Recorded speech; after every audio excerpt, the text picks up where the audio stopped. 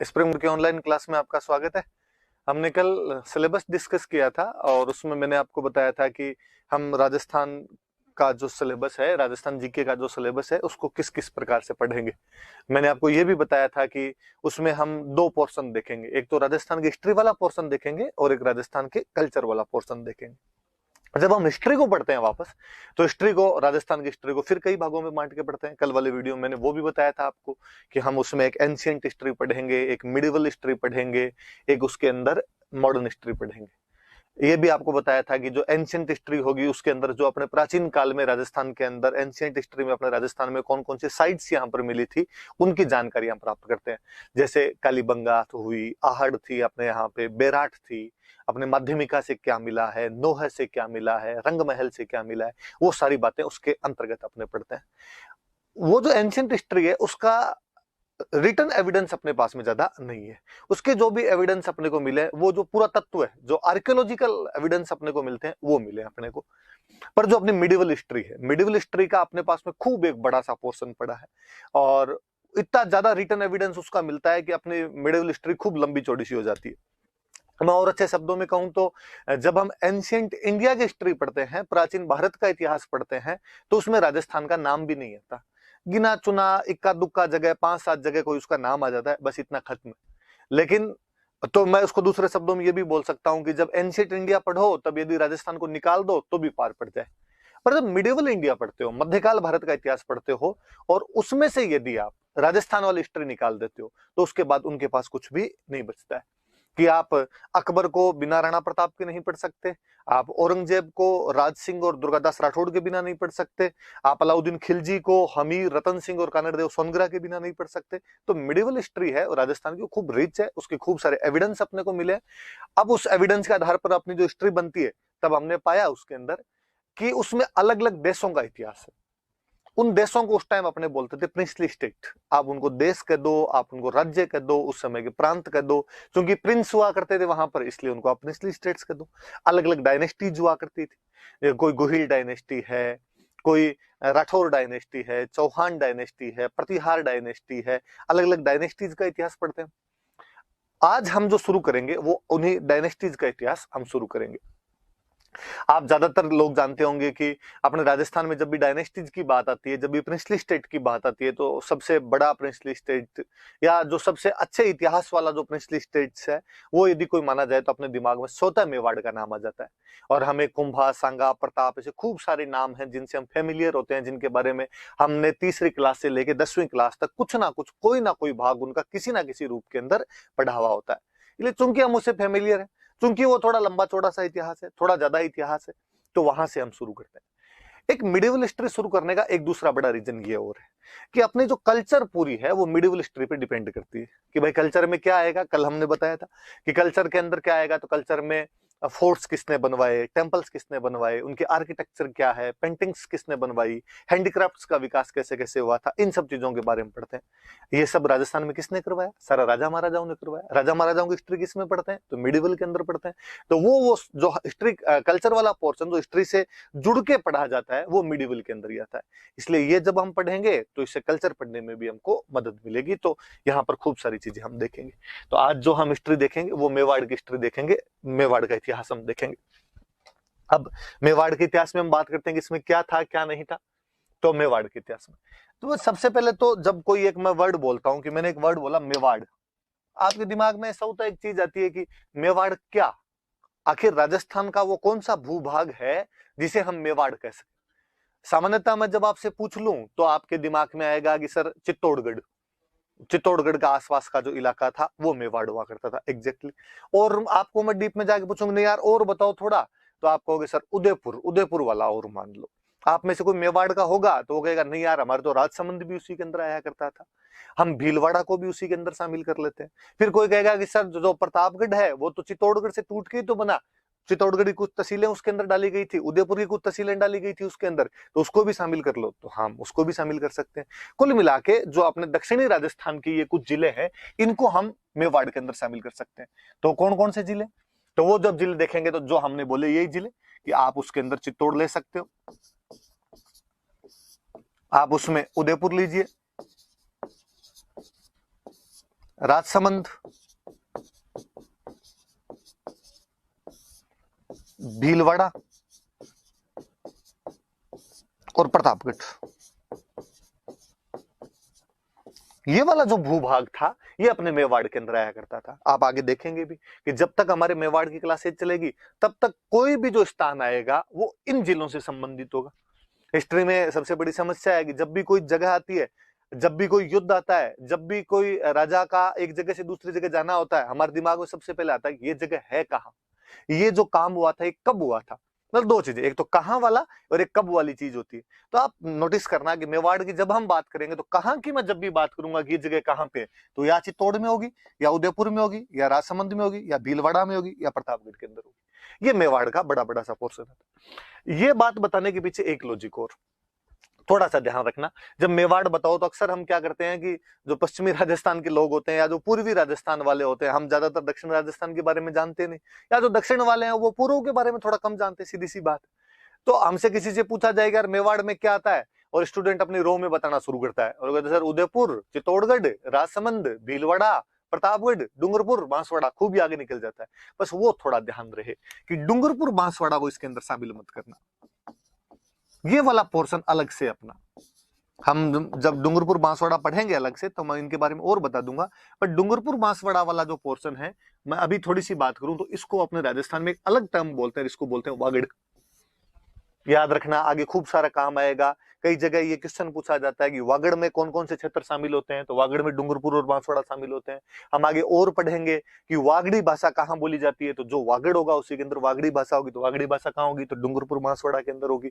अब जब आप ज्योग्राफी राजस्थान की और पढ़ लोगे या राजस्थान का जब मैप देखोगे तो आप वापस नोटिस करोगे कि ये डूंगरपुर बांसवाड़ा किसके पास में लगता है, तो उधर गुजरात के पास में लगता है। अब कोई आपसे पूछ ले कि राजस्थान की कौन सी बोली पे, राजस्थान की कौन सी डायलेक्ट ऐसी है जिसपे गुजराती इन्फ्लुएंस दिखाई देता है, तो गुजराती इन्फ्लुएंस किस पे दिखाई देगा, तो जो गुजरात के नजदीक है, गुजरात के नजदीक क्या, वागड़, तो वागड़ी पे दिखाई देगा अपने आप में। तो खूब सारी चीजें एक दूसरे से रिलेट होकर पढ़ी जाती है। कहने का मतलब इतना है कि डूंगरपुर बांसवाड़ा वाला क्षेत्र अलग से वागड़ है, बाकी जो अपने दक्षिणी राजस्थान वाले जिले हैं, ये जो बेसिकली मैंने 5 जिले बताए, इनको आप किसके अंदर मान सकते हो, तो इनको आप मेवाड़ के अंदर मान सकते हो। हालांकि प्रतापगढ़ के अंदर बांसवाड़ा की भी कुछ तहसीलें जो थी वो इसमें शामिल की गई थी, फिर भी बड़े बड़े तौर पर प्रतापगढ़ का जो हिस्सा है वो सामान्यतः मेवाड़ का पार्ट माना जाता था। तो ये थोड़ा ध्यान रखना है, लिखा हुआ है कि ज्योग्राफिकल एक्सपांशन कि राजस्थान का कौन कौन सा एरिया इसके अंदर शामिल होता है। हम और इसको बाकायदा मैप से देख लेते हैं कि कौन सा एरिया शामिल होता है। तो हम जब मैप से भी इसको देखेंगे तो आप ये देख सकते हो, लिखा हुआ है farmer princely state of Mewar, कि मेवाड़ के प्रिंसली स्टेट में क्या क्या शामिल होता था, देख लो आप। इधर लिखा हुआ है आपके भीलवाड़ा, भीलवाड़ा लिखा हुआ है, ये आपका राजसमंद, ये आपका उदयपुर, और ये चित्तौड़गढ़, और ये प्रतापगढ़, ये वाला इलाका। आप और देखेंगे इंडिया का मैप था, इंडिया में से राजस्थान, राजस्थान में से यहां से ये मैप उठाया हुआ, इसका मतलब दक्षिण की बात कर रहा है। तो ये दक्षिण का राजस्थान, भारत, भारत के अंदर अपना राजस्थान, राजस्थान में दक्षिण का राजस्थान, दक्षिण के राजस्थान की ये बेसिकली जो 5 डिस्ट्रिक्ट है, इनको हम किसके अंदर शामिल कर सकते हैं, तो मेवाड़ के अंदर शामिल कर सकते हैं। तो ये थोड़ी सी बातें ध्यान रखना। कोई सिंपल पूछे कि मेवाड़ कहाँ कहाँ पर है, नहीं भी पूछे तो भी अपने को पता रहे।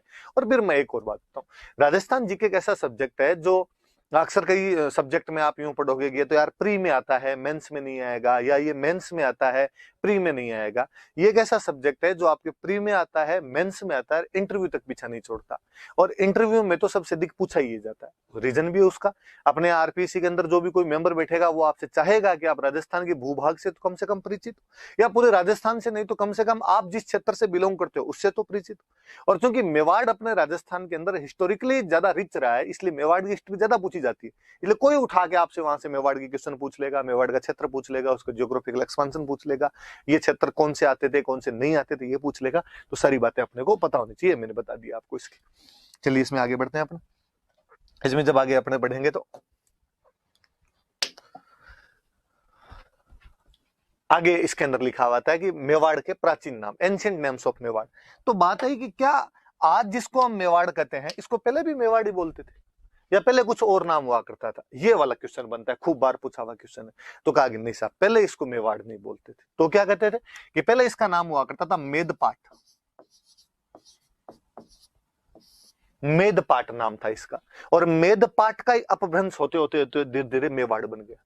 तो कहा भाई मेद पाठ कैसे पड़ा? अब फिर इसमें खूब सारी अलग अलग थ्योरी है। कोई कहता है कि यहाँ पे कोई मेर जाति आई थी, वो रहती थी, उसकी वजह से ये मेद पाठ पड़ गया। कोई कहता है कि नहीं एग्जैक्टली वो मेद ही थे। कोई कहता है कि नहीं वो मेव थे, मेव थे, मेव से मेवाड़ हुआ है। कोई कहता मेद थे, मेद से मेद पाठ हुआ है, या वो मेर थे और मेर से मेद है, मेद से ये मेद पाठ बना है अपने आप को। अलग अलग चीजें अपने याद रखने वाली बात ही थी कि इसका एक पुराना नाम क्या हुआ करता था, तो मेद पाठ हुआ करता था। आज भी आप नोटिस यदि करोगे तो अपने मेवाड़ का एक पार्ट है जिसको हम मेवल बोलते हैं, अजमेर का एक पार्ट है जिसको हम मेरवाड़ा कहते हैं। तो मेरवाड़ा, मेवल, मेवाड़ कहीं ना कहीं किसी ना किसी जाति से संबंधित तो रहे थे। तो अपने याद रखने वाली बात है कि इसको पूर्व प्राचीन काल में क्या बोलते थे, मेद पाठ। चूंकि ये पठारी क्षेत्र था इसलिए इसका एक नाम और मिलता है, प्रागवाट। ये भी याद रखना, जब हम इसके एंशिएंट नेम पढ़ेंगे तो एक तो एंशिएंट नेम इसका क्या मिल रहा है अपने को, मेद पाठ मिल रहा है, और एक एंशिएंट नेम इसका क्या मिल रहा है अपने को, प्रागवाट, इसका एंशिएंट नेम मिल रहा है। एक नाम और मिलता है अपने को, इसका एक नाम मिलता है अपने को सिवी जनपद। मैं जब आगे हम एंशिएंट राजस्थान पढ़ेंगे तब इसके बारे में और खूब सारी बातें पढ़ेंगे एंशिएंट राजस्थान में, और तब हम देखेंगे कि इसको सिवी जनपद क्यों कहते थे। ऐसा कहते हैं कि सिकंदर का जब आक्रमण हुआ था उस समय जो पंजाब में कई जनजातियां थी, जैसे एक जनजाति थी सिवी, एक जनजाति थी मालव, एक जनजाति थी योद्धे। वो जब सिकंदर वाले आक्रमणों से वहां पर तित्र बित्र हो गए थे, वहां का जनजीवन असामान्य हो गया था, एबनॉर्मल हो गया था, वहां पर नॉर्मल लाइफ इतनी नहीं चल रही थी, वो जहां पर थे वहां से कहीं ना कहीं डर के उनका सिस्टम उतना मजबूत नहीं रह पाया वहां पे, तो वो पंजाब से नीचे की तरफ उतरे। अब पंजाब से नीचे उतरेंगे तो कहां पे, राजस्थान। तो आपको योद्धे, मालव और सीवी तीनों राजस्थान के अंदर दिखते हैं। तो कहते हैं भाई ये सीवी जो जाति थी वो इस क्षेत्र के अंदर आके बस गई थी, इसलिए इसका नाम सीवी जनपद है। हम आगे पढ़ेंगे तब और देखेंगे कि बाकायदा हमें नगरी या माध्यमिका नाम की जगह जहां से सिक्के मिले और उन सिक्कों पर सीवी जनपद का नाम लिखा हुआ मिलता है। तो सिंपल क्वेश्चन ये बनता है आपका कि आपसे कोई पूछे कि जो सिवी जनपद था वो राजस्थान का कौन सा भूभाग कहलाता था, तो मेवाड़। या कोई घुमा के इसको पूछे, वो कहे मेवाड़ में कौन सा जनपद हुआ करता था, तो सिवी जनपद हुआ करता था। कुल मिला के 3 एंशिएंट नेम याद रखने हैं उनके अपने। तो क्या क्या नाम हुए, एक नाम हुआ उसका मेदपाठ, एक नाम हुआ उसका प्रागवाट, और एक नाम हुआ उसका सिवी जनपद। मैंने तीनों बता दिया आपको, ऐसा तीनों को क्यों क्यों कहा जाता है। तो ये सामान्य मेवाड़ के बारे में जानकारी, मेवाड़ कहां कहां पर है और मेवाड़ के पुराने नाम क्या क्या हुआ करते थे, हमने मैप के अंदर भी इसको देख लिया। अब इसके बाद आगे बढ़ते हैं अपने। अब और आगे क्या जानकारी है अपने पास में, इसके बाद में अपने पास जो अगली जानकारी है, अगला ये आया कि गुहिल वंश, गुहिल डायनेस्टी।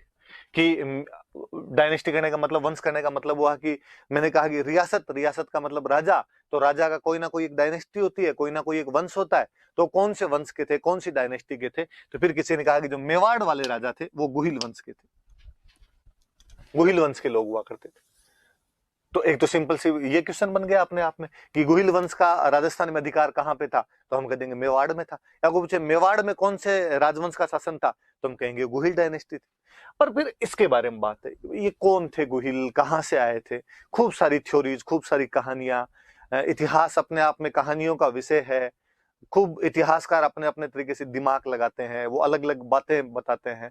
हम अक्सर कंपटीशन की तैयारी करने वाले जो होते हैं वो उसमें से निचोड़ सा निकालते हैं और उस निचोड़ को निकाल के पढ़ लेते हैं। हालांकि उसके पीछे की एक माथापच्ची बहुत बड़ी होती है, खूब अलग अलग सी थ्योरियां होती है। जैसे गुहिल के बारे में जेम्स टोड जो एक थ्योरी दे के गया, जेम्स टोड एक थ्योरी दी, और जेम्स टोड ने कहा कि गुजरात के अंदर एक जगह पड़ती थी वल्लभी, और वल्लभी में कोई राजा हुआ करते थे शिलादित्य। शिलादित्य नाम करके राजा हुआ करते थे, और उन शिलादित्य की एक रानी हुआ करती थी, उन रानी का नाम था पुष्पावती। कहते हैं कि पुष्पावती एक बार मेवाड़ साइड के अंदर माँ अंबा की पूजा के लिए यहाँ पर आए हुए थे, और जब पुष्पावती यहाँ से वापस जा रहे थे तब रास्ते के अंदर उनको एक ब्राह्मण मिला और उसने कहा कि आप वापस वल्लभी मत जाना, आपके राज्य पर, आपके पति के राज्य पर दुश्मनों ने आक्रमण कर दिया है, आपके पतिदेव उसके अंदर हार गए, और जो वो लड़ते हुए वीरगति को प्राप्त हो गए, उनकी जो अन्य रानियां थी वो उनके साथ में सती हो गई है, अब केवल आप ही बचे हो। रानी ने कहा कि जब मेरे पति वीरगति को प्राप्त हो गए, अन्य रानियां सती हो गई, तो फिर मैं क्यों रहूं, मुझे भी उनके साथ में सती हो जाना चाहिए। पर कहते हैं वो उस समय प्रेग्नेंट थे, और प्रेग्नेंट महिलाओं के लिए कहा जाता है कि उनको सती नहीं किया जाता। तो उन्होंने कहा कि नहीं, आपके तो घर में बच्चा है और आपको इस प्रकार से सती नहीं किया जा सकता, इसलिए आपको रुकना पड़ेगा। तो कहते हैं कि बाद में उन्होंने बच्चे को जन्म दिया, और बच्चे को जन्म देने के बाद में उन ब्राह्मणों को उन्होंने बच्चा सौंप दिया। कहते विजयादित्य नाम करके कोई ब्राह्मण था, उसको सौंप दिया, उसका आगे तुम इसका पालन पोषण करना। उसके बाद में वो सती हो गए थे। और चूंकि डर लगा उन ब्राह्मणों को भी कि कहीं दुश्मन आके इस बच्चे को भी नहीं ले जाए, इसलिए कहते हैं कि उसका एक गुफा के अंदर रखा गया, गुफा में उसका पालन पोषण किया गया। अब कहानी आई कि गुफा में रखा गया, इसलिए बच्चे का नाम था गुहादित्य। और गुहादित्य नाम से धीरे धीरे हमने उसको बना दिया गुहिल। गुहादित्य हुआ, किसी ने कहा केवल गुहा ही था, किसी ने कहा गुहा दत्त था, और धीरे धीरे उसको गुहिल बना दिया गया। कभी कोई इस कहानी से उठा क्वेश्चन पूछ लेगी, राजस्थान के कौन से राजा के बारे में ऐसा कहा जाता है कि उसका पालन पोषण गुफा में किया गया, उसका जन्म एक गुफा केव जो होती है, गुफा जो होती है उसके अंदर हुआ था। तो थोड़ा ध्यान रखना, हालांकि थ्योरी है, सच्चाइयां इस बात में नहीं है, लेकिन फिर भी एक किसी बंदे ने ऐसी थ्योरी दी थी कि इसकी वजह से कुछ ऐसा हुआ होगा। तो कहा कि भाई ये गोहिल जो था ये वल्लभी वालों से संबंधित था। और ये ब्राह्मण वाली थ्योरी और निकल के आ गया अपने आप कि ब्राह्मणों ने पालन पोषण किया, तो कई लोगों ने बाद में कहना शुरू कर दिया कि ये ब्राह्मण थे। कईयों ने कहा कि ये वल्लभी से आए हुए थे। हालांकि बाद में जब अभिलेखन अपने को मिले तब इसके अंदर एक गुजरात की एक जगह का नाम हो रहा है आनंदपुर, या जिसको कहते हैं वड़नगर। तो कईयों ने कहा कि नहीं साहब ये वहां के नहीं थे, वल्लभी के नहीं थे, ये आनंदपुर के वड़नगर के थे। तो ये भी इनके बारे में एक थ्योरी दी जाती है कि ये वहां से आए होंगे। अबुल फजल एक नई थ्योरी देता है। अबुल फजल कहता है कि नहीं, ये जो गोहिल थे ये तो ईरान का एक राजा हुआ था, नौशेरवां खां। और वो जो नौशेरवां खां आदिल नाम का एक राजा था और उसके वंश थे। ये वाला थोड़ा अलग सा याद रख लेना, ब्राह्मण वाला तो आपके सबके याद ही रहता है कि अब किसने कहा था कि जो गोहिल थे वो ईरान के राजा नौशेरवां खां आदिल के वंशज थे, उसके डिसेंडेंट थे। तो ऐसा कहने वाला जो आदमी था अबुल फजल, नाम सुना होगा आपने, अकबर के दरबार का एक मुख्य इतिहासकार था अबुल फजल, उसने ऐसा कहा था। तो ये तो इसके नाम के पीछे की ऐसी कहानियां हैं कि अलग अलग लोगों ने छोड़ी दी। तो ये थोड़ा सा याद रखने वाली बात है। तो गुफा वाली बात याद रखने वाली, एक ये वल्लभी जमस्टोड वाला कि वो वल्लभी के राजा शिलादित्य और पुष्पावती का बेटा माना जाता है। और अबुल फजल ये कहता है कि ये नौशेरवां खां आदिल थे जो कि ईरान के राजा थे, और जो गोहिल है ये उनके वंशज, वहां से ये लोग इधर आए थे। पर सारी अलग अलग थ्योरीज है, इस बारे में कोई सच्चाई सीधी सीधी सी नहीं है। अब इसमें और चीजें बताता हूं मैं आपको थोड़ी। अब जब इस गोहिल डायनेस्टी को हम देखते हैं, मेवाड़ के संदर्भ में देखते हैं, यार पीछे वाला छोड़ो, अपने को तो ये बताओ यार कि मेवाड़ के अंदर जब रहे थे, कब आए थे, क्या किया था इन्होंने, उन बातों को तो पता चले। आगे वाली बातें तो पता है, गोहिल का पीछे का नहीं पता होगा अपने को बोले। तब हम इसके बारे में कहते हैं कि ये सूर्यवंशी राजा थे,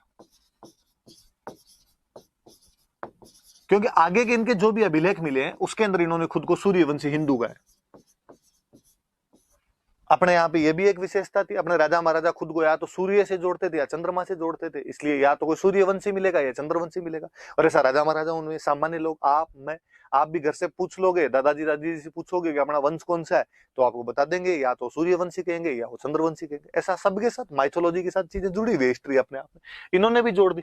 तो ये सूर्यवंशी हिंदू जेम्सटोड ने, और एक अपने आगे पढ़ेंगे जोधपुर के अपने इतिहासकार हुए थे मुहणोत नैणसी, इन दोनों ने कहा कि जो गोहिल वंश था, इस गोहिल वंश की 24 ब्रांचेस थी, 24 शाखाएं थी।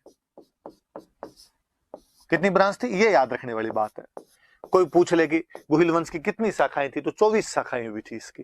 टोड भी 24 शाखाओं के नाम बताता है, नैन से भी 24 शाखाओं के नाम बताता है। अपने ये याद रहे नहीं रहे, किसने बताया, ये याद रखना कि गोहिल वंश की शाखाएं थी कितनी, तो कितनी शाखाएं थी, तो उनकी 24 शाखाएं थी। अलग अलग जगह इन्होंने राज किया।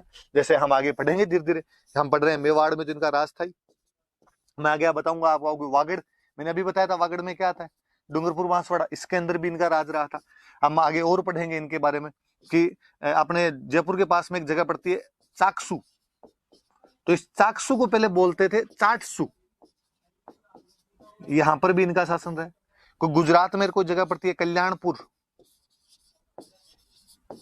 वहां पर भी इनका शासन रहा है। ऐसे करके हम शिवाजी तक को, महाराष्ट्र कहते हैं शिवाजी भी गोहिल थे। आगे हम और पढ़ेंगे कि नेपाल के जो राजा थे वो गोहिल थे। तो मतलब देश में नहीं, देश के बाहर भी गोहिल वंश का अधिकार रहा था। ऐसे करके कहते हैं कि 24 ब्रांचेज, विच इन्होंने 24 ब्रांचेज ने राज्य किया था। तो कोई पूछ लेगा भाई गोहिल वंश की कितनी शाखाएं थी, तो गोहिल वंश की कितनी शाखाएं थी, तो 24 शाखाएं थी, जिन्होंने अलग अलग जगह पे राज किया था। थे कौन ये, तो ये सूर्यवंशी हिंदू थे। और 24 शाखाओं का वर्णन कौन करता है इनके, तो टोड और जो नैंसी है वो इनकी 24 शाखाओं का वर्णन करते हैं। अब बात आई कि ये कब हुआ था गोहिल, कौन सा टाइम पीरियड था जब ये गोहिल हुआ था, तो क्या यार ये तो पता ही नहीं चल रहा कि कब हुआ था कब नहीं हुआ था। फिर वापस अपने गौरीशंकर हीराचंद ओझा अपने राजस्थान के एक बड़े इतिहासकार हुए हैं, उनको एक अभिलेख मिला, सामोली अभिलेख।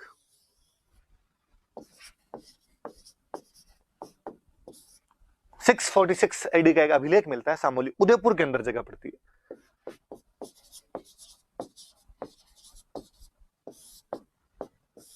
सामोली अभिलेख नाम की एक चीज मिली, 646 ईस्वी का। ओझा जी ने कहा कि जब उसको पढ़ा तो पता चला कि वो किसी शिलादित्य नाम के राजा का है।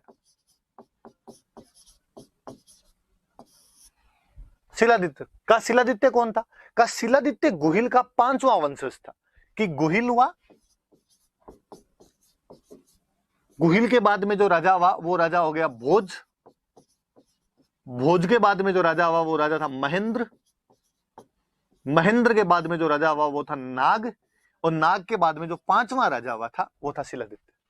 और शिलादित्य का सन कौन सा ठहर रहा है, का 646, ये इसके अंदर हुआ था। अब फिर इतिहासकारों का अपने अपने हिसाब से वो बातें करते हैं, और वो कहते हैं कि यदि 5वें वाला 646 में था तो एक राजा ने कम से कम 20 साल तो शासन किया होगा, तो इनके 20-20 साल पीछे घटा लो, तो ये 20-20 साल घटाने शुरू किए। तो कहा नाग का शासन क्या रहा होगा अपने आप में, तो कहा इसका 626 के आसपास रहा होगा। महेंद्र में गए, इसका क्या रहा होगा, कहा 606 के आसपास में रहा होगा। भोज में गए, इसका क्या रहा होगा, तो कहा 586 586 रहा होगा। तो गोहिल में गए कि क्या रहा होगा, तो कहा 566 566 ईस्वी के अंदर इसका रहा होगा। तब से हमारे एक वो सिस्टम बन गया, हम पढ़ते हैं कि गोहिल वंश की स्थापना कब हुई, तो हम कह देते हैं कि 566 ईस्वी के अंदर हुई। ये तो याद रखना ही है, अब दिमाग में रखना, पूछे भले ही नहीं पूछे, पर आपको कोई पूछ लेगा तेरे क्या पता 566 के अंदर ही था, तू कैसे बता सकता है। तब अपने कहना भाई साहब सामोली वाला जो अभिलेख है वो किसी शिलादित्य नाम के राजा का है, और वो जो शिलादित्य है वो गोहिल का 5वां वंशज है। वो यदि 646 में और एक राजा का टाइम पीरियड यदि 20 साल मान लिया जाए, तो पीछे पीछे जब हम जाएंगे तो गोहिल का जो टाइम पीरियड होगा वो 566 ईस्वी आएगा। हालांकि ओझा जी ने इससे एक बात और की, ओझा जी ने कहा कि वो टोड वाली जो थ्योरी वो झूठी है। वो जो कहता है वल्लभी का राजा था शिलादित्य, कोई वल्लभी में ऐसा शिलादित्य नाम का उस टाइम में राजा ही नहीं था, और शिलादित्य नाम का जो राजा हुआ वो वास्तव में गोहिल की 5वीं पीढ़ी के अंदर जाके हुआ। पर इन गोहिलों का पहला कोई अभिलेख मिला है तो वो शिलादित्य का ही मिला है, इसलिए शिलादित्य थोड़ा ज्यादा पॉपुलर हुआ। और शिलादित्य पॉपुलर हुआ इसलिए इन लोगों ने शिलादित्य को थोड़ा बड़ा राजा बना के शिलादित्य की पीढ़ी के अंदर गोहिल कर दिया। उनका नहीं साहब, गोहिल पहले हुआ था और गोहिल की पीढ़ी के अंदर शिलादित्य हुआ था। तो ये सामोली अभिलेख, अपने थोड़ी सी बातें याद रखना। पर अब जब सामोली अभिलेख की बात, एक तो ये, तब कोई ये पूछ ले, क्वेश्चन ये बने आपको कि गोहिल डायनेस्टी का टाइम पीरियड डिसाइड करने में कौन से अभिलेख का स्थान है, इंस्क्रिप्शन कौन सा इंस्क्रिप्शन उसमें काम आ सकता है, तो अपने याद रखना कि सामोली अभिलेख का मतलब सिंपल सा, किसी बाटे के ऊपर कुछ लिखवा दिया करते थे तो वो अपने आप में अभिलेख हो जाया करता था। इसी को आप शिलालेख भी कह सकते हो, रॉक एडिक्ट भी कह सकते हो, पत्थर पे लिखा हुआ है तो शिलालेख कह दो आपके, तो ये सामोली अभिलेख। अब चूंकि बात ही आ गई, वैसे तो हम अभिलेख और पढ़ेंगे, अलग से और पढ़ेंगे, जब बात आ गई तो मैं और बता दूंगी इसमें लिखा हुआ क्या। तो इसके अंदर लिखवाने वाले ने लिखा, इस लिखा इस समय धरती पर शिलादित्य नाम का जो राजा है वो रह रहा है। फिर उसने आगे लिखा कि वहां पर पास में कोई जगह थी वटनगर, याद रखना पहले वाला मैंने बड़नगर बताया था, ये वटनगर नाम है, सिरोही के अंदर जो अपने जिसको आजकल हम बसंतगढ़ कहते हैं उसकी बात है कि वटनगर नाम की एक जगह थी। और यहाँ पे वटनगर के अंदर यहाँ पर एक महाजनों का समुदाय रहता था, महाजन मतलब बनिए, तो उनकी कम्युनिटी रहा करती थी, और वो लोग वहां से वटनगर से यहाँ पर आ गए थे, मेवाड़ के अंदर आ गए थे। और मेवाड़ के अंदर आने के बाद ये जो महाजन समुदाय था, इसका जो प्रमुख था, इसका जो चीफ था, इसका जो हेड था, ये तो कोई भी जो ये यूनियंस होती थी इनके जो हेड हुआ करते थे उनको बोलते थे महत्तर, बड़ा आदमी मतलब महत्तर। और इसका जो महत्तर था उसका नाम था जंतक। और कहते उस जंतक नाम के महत्तर ने अपने महाजन समुदाय जो था उसकी आज्ञा ली, और उसकी आज्ञा लेके यहां पर एक मंदिर बनवाया, अरण्यवासिनी। अब कहते हैं, हम कहते हैं अरण्यवासिनी कौन, तो हम कहते हैं आज जिसको हम जावर माता कहते हैं, ये अरण्यवासिनी। तो अरण्यवासिनी देवी के मंदिर की जानकारी या जावर माता के मंदिर की जानकारी कौन सा अभिलेख देता है? तो सामूली अभिलेख देता है। और बताया कि मंदिर बहुत बड़ा था, वो तो इतना बड़ा मंदिर था, इतना प्रसिद्ध मंदिर था कि 18 प्रकार के तो गायक रहते थे, गाने बजाने वाले, कोई ताल मंजीरा झंझर खड़काने वाले कोई लोग थे तो 18 प्रकार के थे। बड़े बड़े धनी लोग इस मंदिर के अंदर आया करते थे, ये बात और बताई। और फिर ये बताया कि जिस दिन मंदिर की प्रतिष्ठा वगैरह कर रहे थे और उस दिन जनता को लगा यार अपनी जिंदगी का महत्व समाप्त हो गया, जितने काम करने थे कर दिया, माता जी का मंदिर बनवा दिया, अब ये दुनिया ये महफिल अपने काम की नहीं है। और कहते हैं कि उसने एक देवबुक नाम के स्थान पर, अब ये स्थान एग्जैक्टली कौन सा है भगवान जाने, वो अभिलेख में क्या बताना चाह रहे हैं, और वहां पर उसने अग्नि में स्नान कर लिया, अग्नि में प्रवेश कर लिया, अग्नि जलाई, चिता जलाई और उसके अंदर बैठ गए, जिसको आजकल अपने कहते हैं सती। तो सती प्रथा में तो क्या है कि पति की डेथ हो गई, उसके बाद पत्नी उसके साथ में जाकर बैठ जाती है। यहाँ पर तो व्यक्ति खुद ही उसको अंतिम समय में जाके लग रहा है कि यार बस अब खूब जी लिया, अब क्या करना है आगे जी के, और आदमी एक तरीके से सत्ता हो जाता है इसके अंदर। तो कहते हैं कि भाई इससे ये भी पता चलता है उस समय लोग ऐसे अंतिम समय में मृत्यु का वर्ण कर लिया करते थे, खुद ही मृत्यु को चुन लिया करते थे, चुनाव कर लिया करते थे मृत्यु को। तो जनतक महत्तर के बारे में ये भी बात है। तो सामूली अभिलेख की बात है, तो मैंने 4 बात बता दी, याद रख लें। क्या क्या बात बताती है? तो वटनगर से आया हुआ एक महाजन समुदाय है, महाजन कम्युनिटी है, उनका जो हेड चीफ है उसका नाम जनतक है, और जनतक ने इन सब की आज्ञा लेके एक मंदिर बनवाया, अरण्यवासिनी देवी का मंदिर, वो जावरवाता का मंदिर है। और फिर उसने इस मंदिर की प्रतिष्ठा के बाद में देवबुक के नाम के स्थान पर अग्नि जलाई, और अग्नि के अंदर खुद उसके अंदर प्रवेश कर जाता है, मतलब खुद अपना जीवन है वो समाप्त कर लेता है। इस मंदिर के बारे में कि बड़ा मंदिर था, धनी लोग आया करते थे, 18 प्रकार के गायक इसके अंदर रहा करते थे। अब देखो अभिलेख अपने आप में कई बातें और बताता है। ये वाला जो इलाका है ये भीलों का क्षेत्र है। शिलादित्य के बारे में बताया कि शिलादित्य वहां पर राज कर रहा है, इसका मतलब वहां के जो भील वगैरह थे उन पे शासन करना शिलादित्य ने शुरू कर दिया था। इसका मतलब उन लोगों के साथ अब इन मेवाड़ वालों का कनेक्शन बैठ गया। गुहिल की बाद 5वीं पीढ़ी यहाँ पर रहते रहते उनका कनेक्शन यहाँ पर स्थापित हो गया होगा, ये भी हमें जानकारी मिलती है। उसके अंदर और लिखा हुआ है कि वो जब लोग यहाँ पर आए तो उन्होंने जीवन रूपी अगर उत्पन्न किया। कि अगर क्या होता है तो कहते खान, माइंस वगैरह उन्होंने यहाँ पे खोदनी शुरू कर दी थी। क्या मिला क्या नहीं मिला वो तो नहीं, पर वो खनन उद्योग जो माइंस इंडस्ट्री है उसके बारे में जरूर जानकारी। और हम आगे देखेंगे कि हम आगे पढ़ेंगे कि जावर जो है यहाँ पर अपने खनिजों की बाद में अपने को बातें मिलेगी कि यार यहाँ पर खनिज वगैरह मिलने लग गए थे। तो जो माइंस इंडस्ट्री है उसकी भी कहीं ना कहीं कोई जानकारी दे रहा है। तो सामूली अभिलेख आगे जब बात आएगी तो वापस बता दूंगा। तो याद रखना सामूली अभिलेख खुद तो कब का है? 646 का।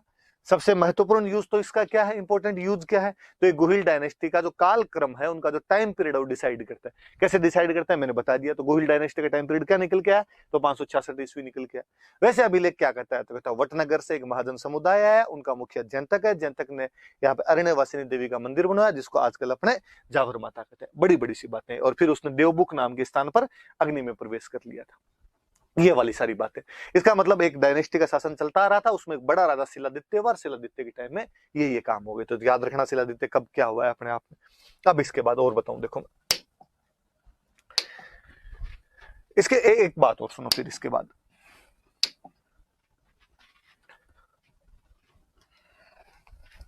हम जब ये पढ़ रहे थे, इसके गोहिल के बारे में पढ़ते हैं, तो एक बात और सुनिए आप। अब इतने सालों से अपने ये थ्योरी चलती है कि भाई 566 के अंदर 566 में गुहिल आ गया था। तो अपने दिमाग में आया कि यार गुहिल कोई छोटा मोटा राजा रहा होगा और बाद में शिलादित्य बड़ा राजा हो गया और शिलादित्य ने यहाँ पे अभिलेख वगैरह लगवा दिए। शिलादित्य के टाइम में यहाँ पे मंदिर बन गया और उसकी जानकारी अपने को मिल जाती है। गुहिलों का सबसे प्राचीन अभिलेख ही मिला। दिक्कत तब हुई कि 1869 में आगरा के पास में कोई जगह से गुहिल के 2000 चांदी के सिक्के मिले, सिल्वर कॉइन्स मिले, जिनके अंदर श्री गुहिल लिखा हुआ है। तो लोगों ने कहा यार तुम कहते हो कि गुहिल का जन्म गुफा के अंदर हुआ था और यूं ही कहीं से लेके आ गए थे, और तो ये चांदी के सिक्के किसी राजा के मिलने, इसका मतलब राजा ने कॉइनेज सिस्टम भी शुरू कर दिया है, मुद्रा प्रणाली शुरू कर दी है, और ये बड़े राजा के हो सकते हैं। और आगरा में और मिले, इसका मतलब पहले कभी ना कभी उस क्षेत्र के अंदर इनका कुछ ना कुछ रहा है। हो सकता है वहां से माइग्रेट होके आए हो। जैसे खूब सारी थ्योरीज कि कोई लोग कहते हैं गुजरात से आए, कोई लोग कहते हैं आगरा से आए, पर ये अपने आगरा वाला एविडेंस है। गुजरात वाली तो कहानियां है, आगरा वाला अपने पास एविडेंस भी है कि नहीं इनके वहां पे सिक्के मिले थे। ये थोड़ा सा याद रखना कि गुहिल के हमें चांदी के सिक्के प्राप्त हो जाते हैं और वो चांदी के 2000 सिक्के प्राप्त होते हैं 1869 के अंदर। ये जो शिलादित्य जिसकी अपने बात कर रहे हैं, इसका भी एक सिक्का मिला, पर इसका एक तांबे का सिक्का मिला। इसका भी अपने को सिक्का मिल जाता है। तो ये गोहिल वाली थोड़ी अलग सी बात है, नई सी बात है, थोड़ी आप याद रख लेना कि श्री गोहिल लिखे हुए। सिंपल कोई यहां से नहीं पूछेगा, अलग से सिक्कों वाले चैप्टर से उठा के पूछ लेगा। सिक्कों वाला चैप्टर जब हम पढ़ेंगे मैं और बता दूंगा कि श्री गोहिल लिखे हुए 2000 चांदी के सिक्के किस स्थान से प्राप्त हुए, तो आगरा से, या आगरा नामक स्थान से राजस्थान के कौन से वंश के चांदी के सिक्के प्राप्त होते हैं, तो हमें गोहिल वंश के चांदी के सिक्के प्राप्त हो जाते हैं। चलिए इसके बाद आगे देखते हैं। पर इस वंश का जो एक बड़ा राजा जिसको हम माने, वो यदि कोई हुआ है जिसके बारे में हम जानते हैं, तो वो राजा था बप्पा रावल।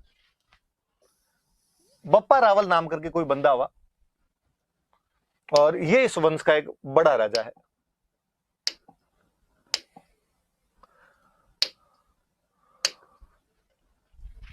देखो, तो इसके बारे में हमें सबसे अधिक जानकारी यदि किसी के बारे में मिलती है तो बप्पा रावल के बारे में मिलती है कि गोहिल वंश का सबसे प्रतापी राजा हुआ था तो बप्पा रावल हुआ। और आगे वाले जितने भी राजा हुए उन सब ने अपनी वंशावली कहीं ना कहीं से शुरू की, तो बप्पा रावल से शुरू की, तो इसको एक बड़े राजा के रूप में अपने आप में मान्यता मिल गई। हम देखते हैं इसके बारे में, देखते हैं कौन था क्या था, पढ़ते हैं इसके बारे में अपने। तो देखो एक पहली एक चीज निकल के सामने आई कि इसका वास्तविक नाम क्या था। तो जब ये आता है, वास्तविक नाम आता है, तो अपने दिमाग में फिर ये क्या है, बप्पा रावल लिखा हुआ है, ये क्या है, ये नाम नहीं है। तो हमने कहा कि नहीं साहब ये नाम नहीं है। तो इसका एक्चुअल नेम क्या था, कि इसका एक्चुअल नेम तो काल भोज था। काल भोज नाम था इसका। तो फिर ये बप्पा रावल क्या है, तो बाद में किसी ने समझाने वाले ने बताया, बाद में इतिहासकारों ने कहा, बाद में गौरीशंकर हीराचंद ओझार जो आए उन्होंने कहा कि मेवाड़ में बाद में जितने भी राजा हुए थे उनको रावल कहते थे, राजाओं की उपाधि थी। वास्तव में एग्जैक्टली ये शब्द होता है राजकुल, जो राजकुल से संबंधित है वो रावल हो गए। ऐसी कई उपाधियां मिलती है, जैसे किसी की महारावल मिल जाती, तो महाराजकुल से संबंधित है वो महारावल हो गए, जो राजकुल से संबंधित है वो रावल हो गए। बप्पा, बप्पा क्या मतलब हुआ का, ये एक नॉर्मल शब्द है। ये आप कहूं तो ये बापू है, ये बाप जो शब्द होता है उससे बना हुआ है, मतलब पिता के समान, पिता के तुल्य। और ये अपने गुजरात के टच करता हुआ जितना ही बॉर्डर है, यहाँ पर एक आपको देखने को मिलेगा कि अपने यहाँ पर जहां जो भी कोई आदरणीय व्यक्ति हो, सम्माननीय, कोई भी रेस्पेक्टेड कोई भी बंदा होता है, उसको बाप जी कहने की रस्मी होती है। अक्सर मेवाड़ साइड में आज भी किसी मंदिर में जाके आते हैं तो भगवान के लिए बाप जी शब्द का इस्तेमाल करते हैं, और वहां कभी यूं नहीं कहते भाई हम मंदिर जाके आए या देवता के जाके, बाबू जी के जाके आए थे, बाप जी के जाके आए थे। आप और नोटिस करना कभी कि महात्मा गांधी को बापू कहते हैं, तो महात्मा गांधी को बापू इसलिए नहीं कहते कि डोकरे थे। महात्मा गांधी को बापू कहने के पीछे भी ये लॉजिक यही है कि वो गुजराती थे और गुजरात के अंदर ऐसे बोला जाता है। मैं तो आपको रिसेंट बताऊं, रविंद्र जडेजा गुजरात का क्रिकेट प्लेयर है, वो कभी 5 विकेट ले, वो कभी 50 रन बनाए, उसके जो फेसबुक या ट्विटर पे गुजरातियों कमेंट पढ़ लेना और सब पे आएगा जियो बापू, बापू आज अच्छा खेल रहा है। लगता है यार 30 साल में बापू नहीं बना दिया, थोड़ा जल्दी नहीं कर दिया इस बार आपने। पर वहां है ऐसी, वहां थ्योरी है कि वहां इनको बाप जी या बापू ही कहा जाता है। हम आगे और पढ़ेंगे कि मोतीलाल तेजावत उधर मेवाड़ साइड के बड़े नेता हुए, हम कहेंगे उनको बाबूजी कहा जाता है। तो वहां बापा, बाप, बापू ये सब शब्द इस्तेमाल किए जाते थे। तो किसी सम्माननीय आदमी के लिए ऐसा कहना शुरू कर दिया। राजा को, अब राजा से ज्यादा सम्माननीय कौन, राजा के लिए कहा ही जाता था। राजा अपने आप में भगवान का रूप है, तो कहा भाई जो राजा वो बाप जी, और राजा को रावल बोलते थे तो कहा बाप जी रावल है, बाप जी रावल है, बाप जी रावल है। तो यूं करते करते धीरे धीरे उन्होंने बप्पा रावल बना दिया, तो कहा उसका नाम तो काल भोज था। अब ये वाली छोरी भी कि इसके अंदर बप्पा रावल इसका नाम नहीं है, इसका नाम तो काल भोज था, बप्पा रावल इसकी उपाधि है, बप्पा इसकी उपाधि है, रावल राजा को कहते थे। अब इसमें भी खूब सारे लोगों ने अलग अलग कहा। जेम्स टोड जब हिस्ट्री लिख रहा था तो जेम्स टोड ने कहा भाई साहब ये शिलादित्य, इसकी उपाधि बप्पा है, शिलादित्य की उपाधि उन्होंने बप्पा बता दी। कवि राजा श्यामल दास जी हुए, श्यामल दास जी का याद रखना, जेम्स टोड का तो आपने नाम सुना हुआ था, हमने कल वाली क्लास के अंदर भी पढ़ा था इनके बारे में। श्यामल दास जी अपने मेवाड़ के एक बहुत अच्छे हिस्टोरियन है, कवि राजा श्यामल दास जी कहा जाता है। एक बहुत अच्छी बुक लिखी है इन्होंने, आगे आगे और जिक्र आएगा तो और बताऊंगा। वीर विनोद नाम की बुक है। अंग्रेजों के टाइम के अंदर, राजाओं के टाइम में जब अंग्रेज आ गए थे, राजाओं के शासन दिया थे, उस टाइम में सज्जन सिंह, शंभू सिंह अपने मेवाड़ में राजा थे, उनके समकालीन ये श्यामल दास जी अच्छी किताब लिखी वीर विनोद, मेवाड़ की हिस्ट्री। और वीर विनोद के अंदर ये कहते हैं कि बप्पा नाम नहीं है, बप्पा एक टाइटल है। तो टाइटल किसका, तो इनका ये शिलादित्य का एक पोता हुआ महेंद्र, ये उसका टाइटल है। पर बाद में गौरीशंकर हीराचंद ओझा ने जब वास्तव में हिस्ट्री पर रिसर्च करना शुरू किया, रिसर्च करके हिस्ट्री लिखी, तो उन्होंने कहा नहीं, मेवाड़ में भई भाट जीते हुए उनकी ख्यात देख लो, राज प्रशस्ति देख लो, नैणसी वाली ख्यात देख लो, उनके अंदर सब में एक नाम मिलता है कि बप्पा का जो बेटा था उसका नाम है खुमाण का। ठीक, फिर इससे क्या मिलेगा? फिर उनका इनका एक आठपुर से का अभिलेख मिला है, और आठपुर वाले अभिलेख में लिखा है कि काल भोज के बेटे का नाम खुमाण है। इसका मतलब बप्पा के बेटे का नाम खुमाण, काल भोज के बेटे का नाम खुमाण। इसका मतलब बप्पा और काल भोज एक ही व्यक्ति है, और बप्पा और काल भोज एक ही व्यक्ति तो यही है, और इसी का नाम बप्पा रावल है, इसी का नाम काल भोज है। तो याद रखना कि बप्पा रावल का एक और नाम था, दूसरा जो उसका नाम था वो नाम क्या था? काल भोज नाम था। कोई ये पूछे कि किसने ये कहा कि बप्पा एक नाम नहीं है, बप्पा एक उपाधि है, तो ये श्यामल दास जी ने कहा था सबसे पहले।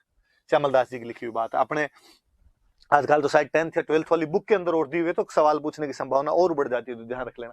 पर श्यामल दास जी ने ये उपाधि किसकी बता दी थी? वीर विनोद नाम किताब में ये उन्होंने महेंद्र की बता दी थी। टोड इससे पहले कह गया था कि ये जो उपाधि है ये सील नाम के राजा की,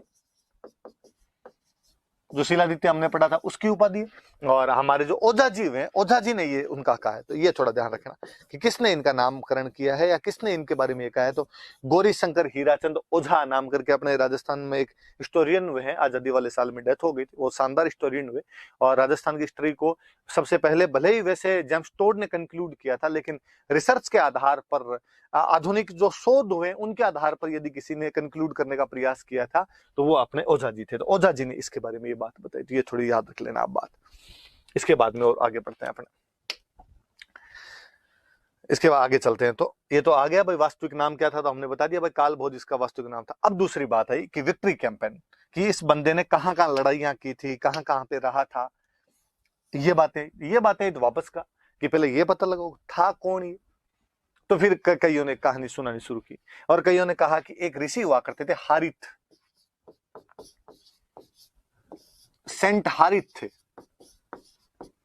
हारित ऋषि थे, और जो हारित ऋषि थे वो यहां नागदा में रहा करते थे।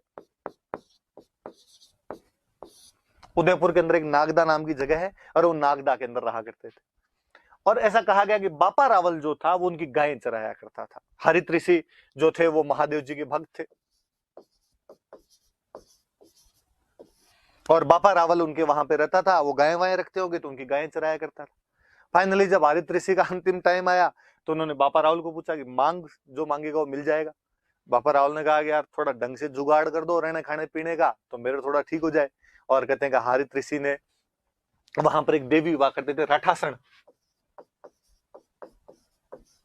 राठासन देवी की पूजा की। राठासन देवी राजी हुए, उनको कहा कि ये मेरा चेला है, इसको कुछ देना है ढंग की चीज, तो मैं देना चाहता हूँ इनको, मेवाड़ देना चाहता हूँ इसको।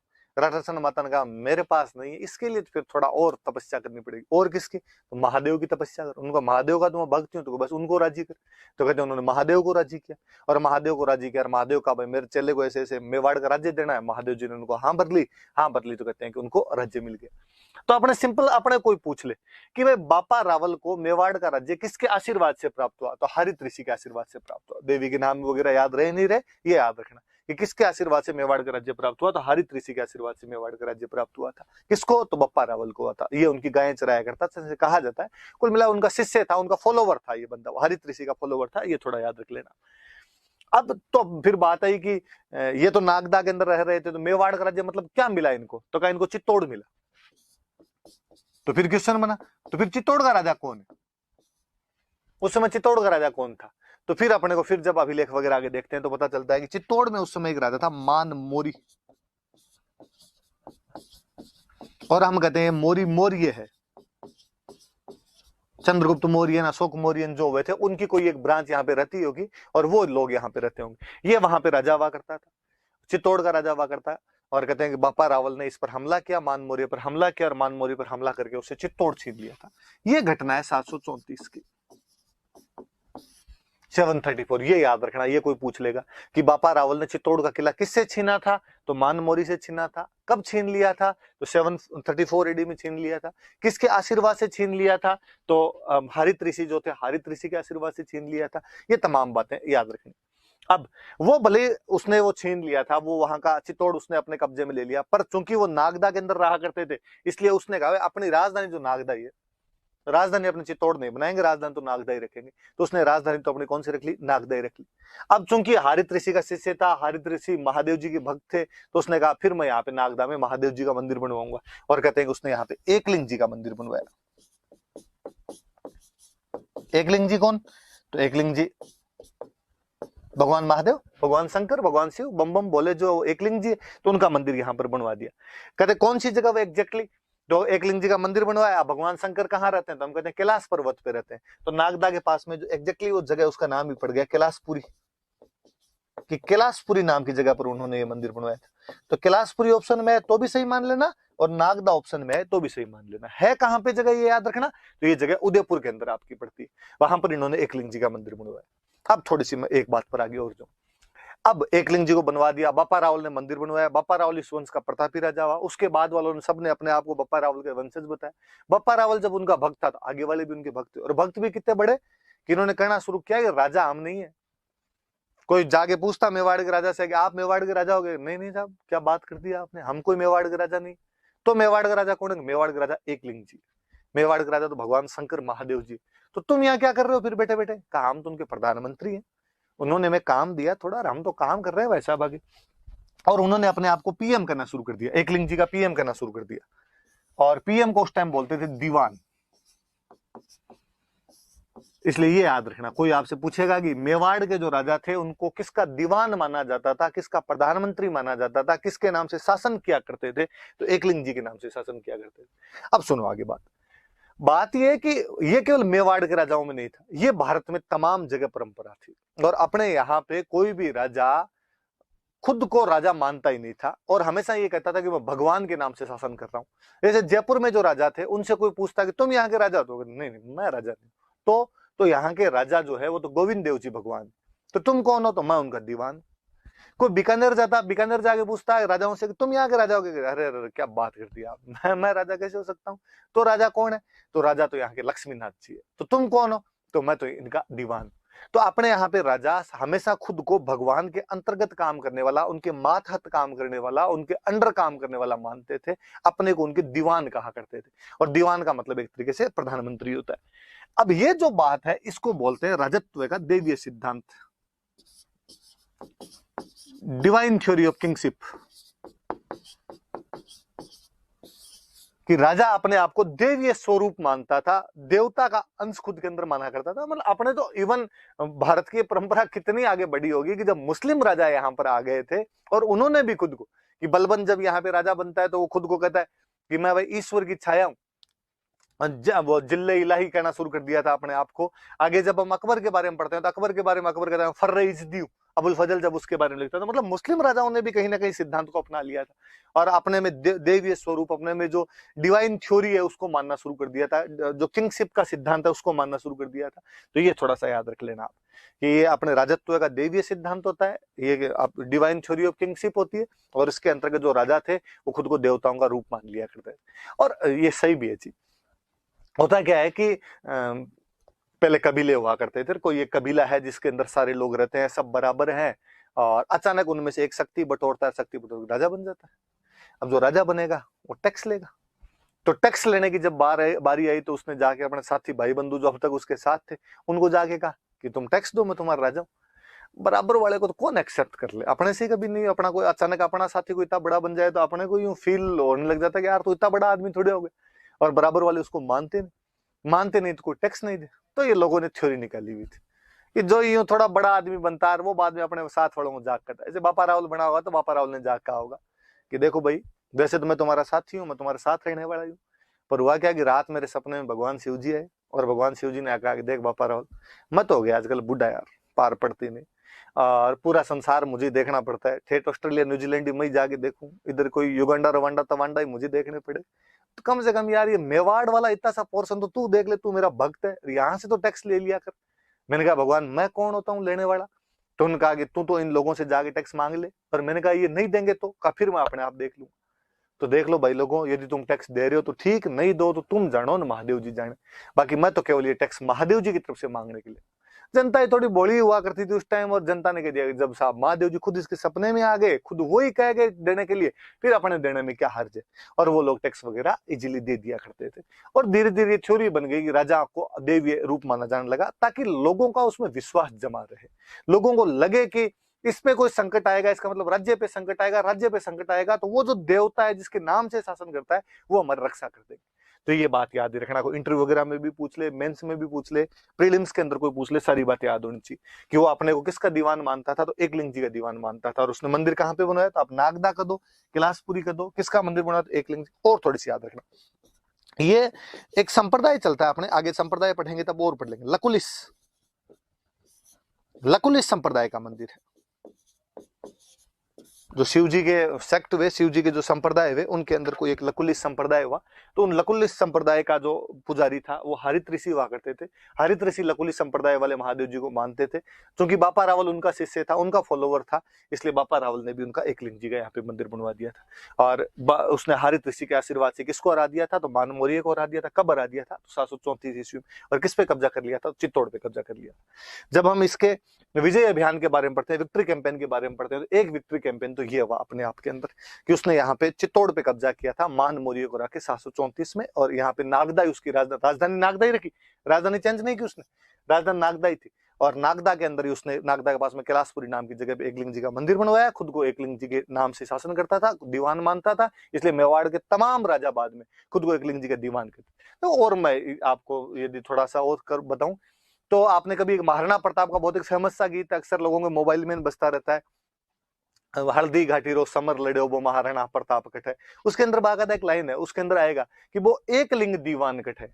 मतलब महाराणा प्रताप के लिए भी एकलिंग दीवान शब्द का इस्तेमाल किया गया। एकलिंग दीवान कौन, एकलिंग दीवान राजा, राजा कौन उस टाइम, तो महाराणा प्रताप। तो मेवाड़ के राजाओं को किसका दीवान मानते थे, तो एकलिंग जी का दीवान मानते थे।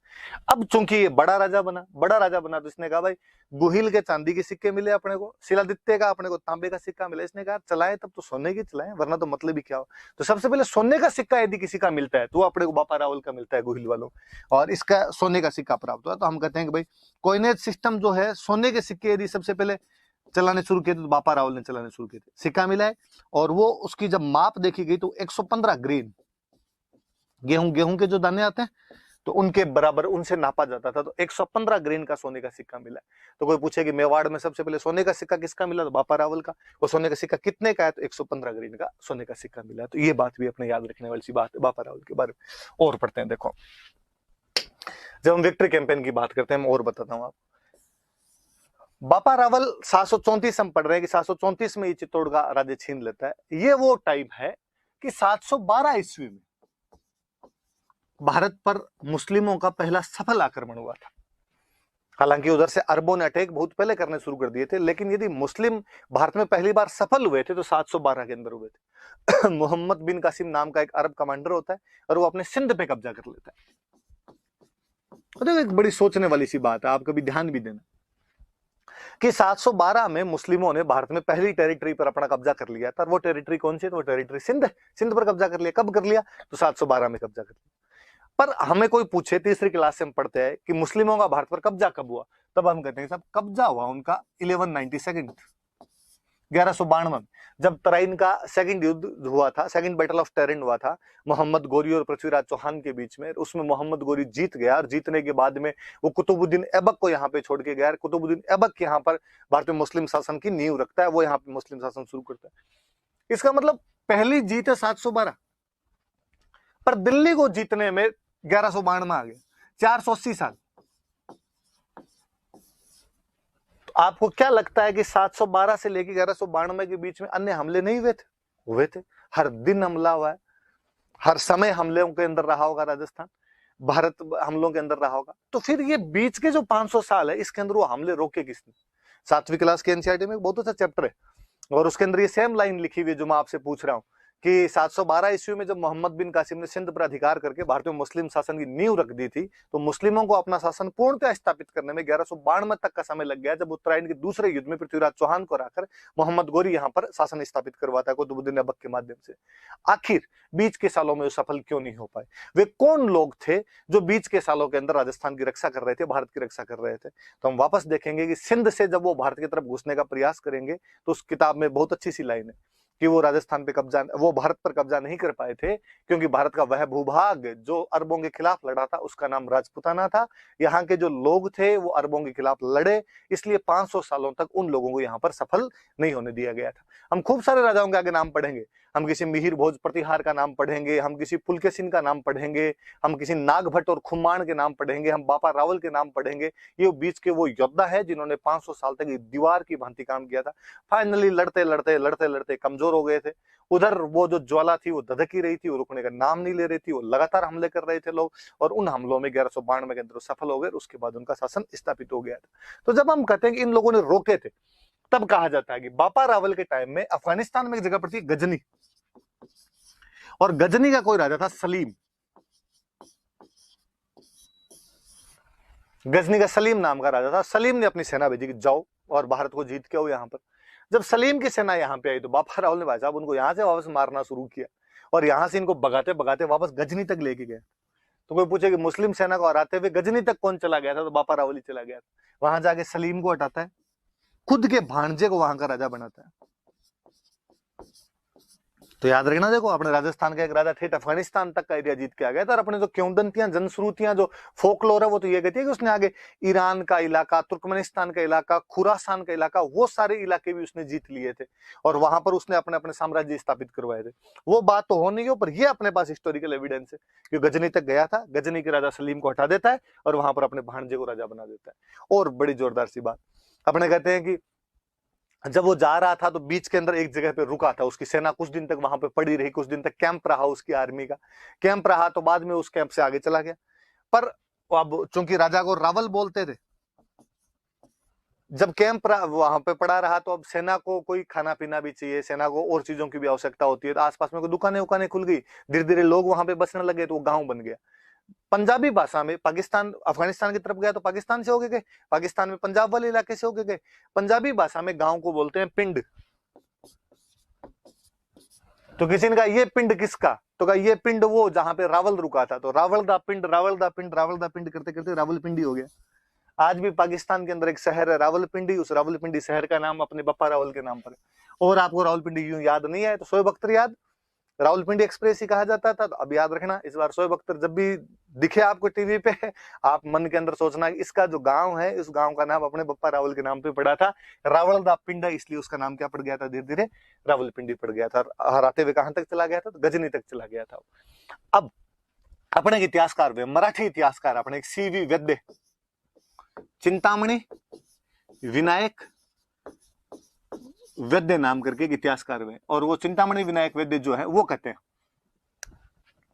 वो उन्होंने कहा कि फ्रांस में एक सेनापति हुआ था चार्ल्स मार्टेल। जिस प्रकार फ्रेंच कमांडर चार्ल्स मार्टेल ने यूरोप में सबसे पहले मुस्लिम सेनाओं को हराना शुरू किया था, कि उस समय मुस्लिम आर्मी दोनों तरफ, उधर इधर एशिया में भी लगातार बढ़ती जा रही थी, यूरोप में बढ़ती जा रही थी। तो एक तो समय था, पीक था, उमैयद खिलाफत जब हुआ करती थी, स्पेन तक का इलाका इन लोगों ने जीत लिया था। पर पहली डिफीट यदि किसी ने दी थी इनको, तो चार्ल्स मार्टेल ने दी थी। कि जिस प्रकार यूरोप में चार्ल्स मार्टेल ने इनको हराया था, उसी प्रकार भारत में यदि किसी ने हराना शुरू किया तो बप्पा रावल ने हराना शुरू किया था। इसलिए बप्पा रावल की तुलना यदि किसी बंदे से की जाती है तो चार्ल्स मार्टेल से की जाती है। ये तुलनाएं कौन करता है, तो सीवी वैद्य नाम करके इतिहासकार में, चिंतामणि विनायक वैद्य नाम करके इतिहासकार है, उन्होंने ऐसी अपनी तुलनाएं की। और वो कहते हैं कि साहब बप्पा रावल का जो शौर्य था, उसका जो पराक्रम था, उसकी जो वेलर था, उसके आगे जो अरब आक्रमण था, उसका जो जवार भाटा, समुद्र में से जवार भाटा आता है, पानी को ऊपर नीचे कर देता है, जिस जनजीवन को अपने असामान्य कर दिया था अरबों ने, उसको चूर चूर करने वाला कोई आदमी था, उस ज्वार भाटे को दबाने वाला कोई बंदा था, तो वो बंदा कौन था, बापा रावल। तो इतना बड़ा योद्धा अपने हुआ है, तो अपने याद रखने वाली सी बात है। तो याद तो दो अभियान एक तरीके से जब हम विक्ट्री कैंपेन कर रहे हैं, एक तो चित्तौड़ जीतना मान मौर्य को हराकर, और एक आपकी गजनी जीतना सलीम को हटाकर अपने भांजे को राजा बना के ना रावलपिंडी का नामकरण करना। और सीवी वैद्य द्वारा उसकी तुलना किसके साथ में, चार्ल्स मार्टेल। चार्ल्स मार्टेल कौन है, एक फ्रेंच कमांडर है, जिसने जिस प्रकार बप्पा रावल ने अपने यहाँ पर हराया था, उसी प्रकार मुस्लिम आर्मी को यूरोप में कोई हराता तो कौन हराता है, चार्ल्स मार्टेल हराता है। चलो इसके बाद आगे बढ़ते हैं। अपने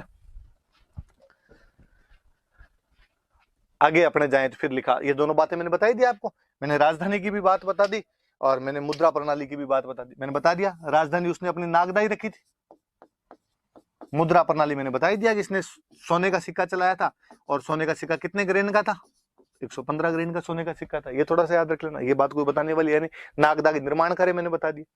फिर आगे आगे बढ़ते हैं, इससे आगे बढ़ते हैं तो आगे लिखा हुआ है टाइटल्स, उपाधियां। जब भी कोई बड़ा राजा होगा तो अपने आप में उपाधियां ग्रहण करेगा। 3 उपाधियां मिलती है अपने को बड़ी बड़ी सी इसकी। एक उपाधि इसकी मिलती है हिंदू सूर्य,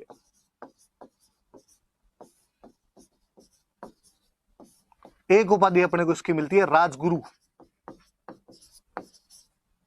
एक उपाधि अपने को इसकी मिलती है चकवे।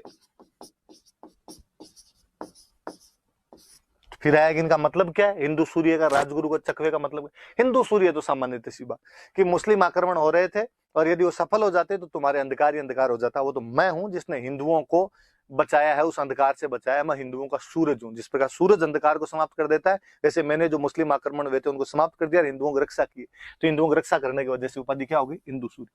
और आगे आप देखो कि मेवाड़ में जितने राजा हुए उनको हिंदू सूर्य कहा गया। और थोड़ा सा हमने राजस्थान टच देता हुआ अपना शब्द बनाया, हमने कहा हिंदुआ सूरज। तो हिंदुआ सूरज की उपाधि किसकी थी, तो मेवाड़ के राजाओं की थी। मेवाड़ के राजाओं में सबसे पहले किसने धारण की थी, तो बापा रावल। अब उसने जब वो हरा गया तो उसने कहा मैं राजगुरु, मैं सब राजाओं का गुरु, किसी को कोचिंग चाहिए कैसे हराने हो तो मेरे पास आके कोचिंग कर लेना। चकवे, ये वास्तव में अपने हिंदी का एक शब्द होता है, इसका मतलब होता है चक्रवर्ती। चक्रवर्ती का मतलब क्या, चक्रवर्ती का मतलब इसने चारों दिशाएं जीत ली। तो चारों दिशाओं में जाके जीत के आ जाता था, उसको अपने बोलते थे चक्रवर्ती। सारी डायमेंशन जो जीत ली अपने आसपास में सबको हरा दिया, उनको चक्रवर्ती कहते हैं। चक्रवर्ती सम्राट है भाई ये तो। और चक्रवर्ती सम्राट होते पहले जब अश्वमेध यज्ञ करवाया करते थे, वो चक्रवर्ती का आपने जब अपना वर्जन बनाया था, हमने उसका वर्जन बना दिया अपना चक्रवे। तो 3 उपाधि याद रख लेना। अब वो चारों तरफ जीत रहा है, चित्तौड़ अपने पास वाला जीत रहा है, ठेठ गजनी तक जाके जीत कर। मैंने कहा कि उदंतियां तो कहती है कि उसने ईरान, इस्पाहान और खुरासान तक का इलाका जीत लिया था। इससे बड़ा तो चारों तरफ का क्या ही जीतेगा। तो उसकी उपाधि क्या हो गई, चक्रवे उपाधि हो गई थी, राजगुरु हो गई थी, हिंदू सूर्य हो गई थी। तो बापा रावल के बारे में इतनी सारी बातें हमने पढ़ी। अब इससे आगे पढ़ते हैं अपने। 3 उपाधियां याद रख लेना, नाम याद रखना उनके। अगला राजा कौन है अपना, ये थोड़ा सा बापा रावल की फोटो है, थोड़ा आप और देख लेना। वैसे तो मैंने डिस्क्राइब कर ही दिया था, लेकिन फिर भी मैं थोड़ा समझा दूं कि ऐसा कहते हैं कि ये हरित ऋषि है, कि वो जब स्वर्ग में जा रहे थे उस समय उन्होंने, बापा रावल उनसे प्रार्थना कर रहा है कि मालिक मुझे कुछ दीजिए। हरित ऋषि कहते हैं जा, चित्तौड़ का राजा तुझे मिल जाएगा। ये देखो गायें चर रही, तो हम जो कहते हैं कि हरित ऋषि की गायें चराया करता था। मैंने बताया कि पहले वो एक देवी की तपस्या करते हैं, ये वो राठासन देवी है जिनकी तपस्या करता है। मैंने कहा कि उन्होंने कहा कि महादेव जी की पूजा करो, तो ये इधर शिवलिंग बना हुआ और महादेव जी की पूजा करते हैं। तो ये सारी बातें इस बहाने आपके याद रह जाए।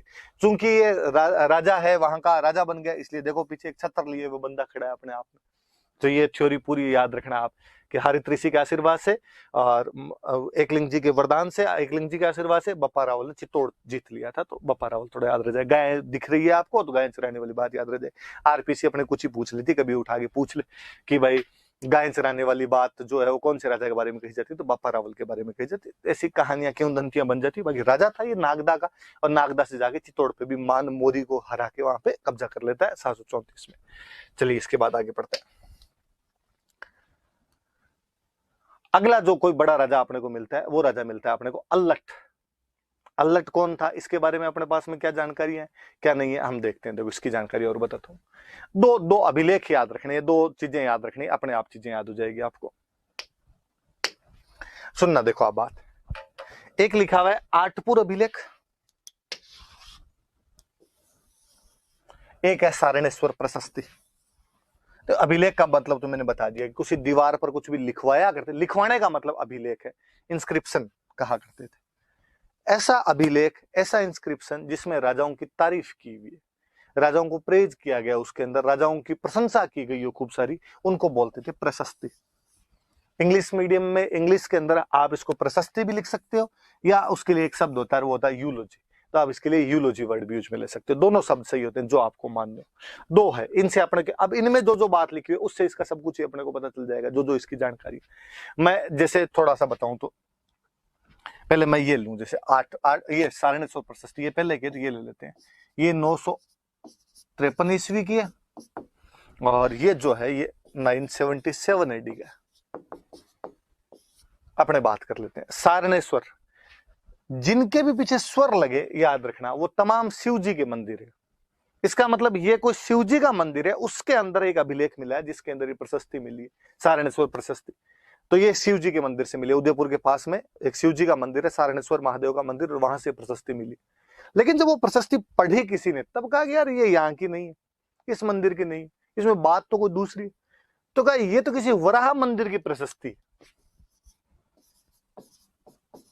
कोई वराह मंदिर बना था और उसकी प्रशस्ति है। और हो सकता है फिर मंदिर आक्रमण वगैरह हुए, मंदिर टूट गया और उसके अंदर ये भाटा रह गया, और जब दूसरा मंदिर बनाया तो ये भाटा लाके सीधा सीधा यहां पर लगा दिया, और इस चक्कर में ये प्रशस्ति बची रहेगी। तो सारणेश्वर मंदिर वाली जो प्रशस्ति है वास्तव में कहां पर लगी हुई थी, तो वराह मंदिर के अंदर लगी हुई थी। अब क्या लिखा हुआ क्या है इसके अंदर, तो इसके अंदर कई चीजें मिलती है अपने। इसके अंदर एक तो अल्लट की जो जानकारी है, अल्लट की मम्मी का नाम लिखा, और मम्मी का नाम लिखा हुआ है महालक्ष्मी। अल्लट के बेटे का नाम लिखा, और बेटे का नाम लिखा नरवाहन। अल्लट, मम्मी का नाम महालक्ष्मी और बेटे का नाम नरवाहन, इनके नाम लिखे हैं। फिर लिखा हुआ कि ये मंदिर बना था और इस मंदिर में चंदा किस किसने दिया था। चंदा देने वाले जो लोग होते थे उनको बोलते थे गोष्टिक। तो गोष्टिकों के नाम दिए मैं इसके अंदर की गोष्टिकों को याद रखना, ये सब थोड़ा सा याद रह जाएगा इस बहाने। कोई पूछे कि गोष्टिक क्या होते हैं, तो मंदिरों को जो लोग चंदा दिया करते थे उनको क्या बोलते थे, चंदा समझते हो। आज भी अपने कोई चीज बनती है चंदा देते हैं, उसके लिए इकोनॉमिक जो भी सपोर्ट किया जाता है, असिस्टेंस किया जाता है, उसको हम बोलते हैं चंदा। तो गोष्टिक, तो इसके अंदर उनके नाम, इसका मतलब अल्लट के टाइम में ये मंदिर बना, मंदिर के लिए लोगों से चंदा लिया गया, उनके नाम दिए में गोष्टिक। कहां पर बना मंदिर, तो का आहड़, आहड़ के अंदर बना। आहड़ में वराह मंदिर था और वहां पर ये लगी हुई थी। तो एक बात निकल के सामने आई कि आहड़ में वराह मंदिर का निर्माण किसने करवाया, तो कि आहड़ में वराह मंदिर का नाम अल्लट, निर्माण किसने करवाया, अल्लट। वराह कौन से भगवान, तो भगवान विष्णु। भगवान विष्णु के जो 10 अवतार है उनके अंदर एक अवतार जो है वो वराह का अवतार। एंशिएंट हिस्ट्री पढ़ेंगे तब हम और पढ़ेंगे इसके बाद। तो अब बड़ी बात यह आई कि ये खुद तो एकलिंग जी के भक्त थे, ये तो शिव जी की पूजा करने वाले लोग थे, और एकलिंग जी का भक्त होने के बावजूद इस बंदे ने और विष्णु भगवान की पूजा की थी, विष्णु भगवान को माना था। ये इनकी धार्मिक सहिष्णुता है, ये इनका रिलीजियस टॉलरेंस है कि भाई भले ही हम शिव जी के भक्त थे लेकिन हम तो विष्णु जी को भी मानते हैं, उनका भी मंदिर बनवा रहे हैं। और मंदिर के बाहर बाकायदा अभिलेख लगवाए, इसमें खुद का, खुद की मम्मी का, खुद के बेटे का नाम लिखता है, चंदा किस किसने दिया उनका नाम लिखता है। और तो और वो कहता है मेरे मंत्री कौन कौन है उनके नाम और लिखता है, अपने मिनिस्टर्स के नाम लिखता है। उस समय की टर्मिनोलॉजी अपने को पता चलती है।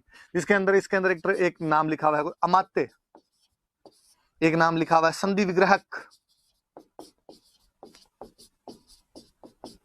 और जैसे एक नाम इसके अंदर लिखा हुआ अक्सपटलिक, एक नाम लिखा हुआ इसमें बांदीपति, एक नाम लिखा हुआ इसके अंदर बिस्काधीराज,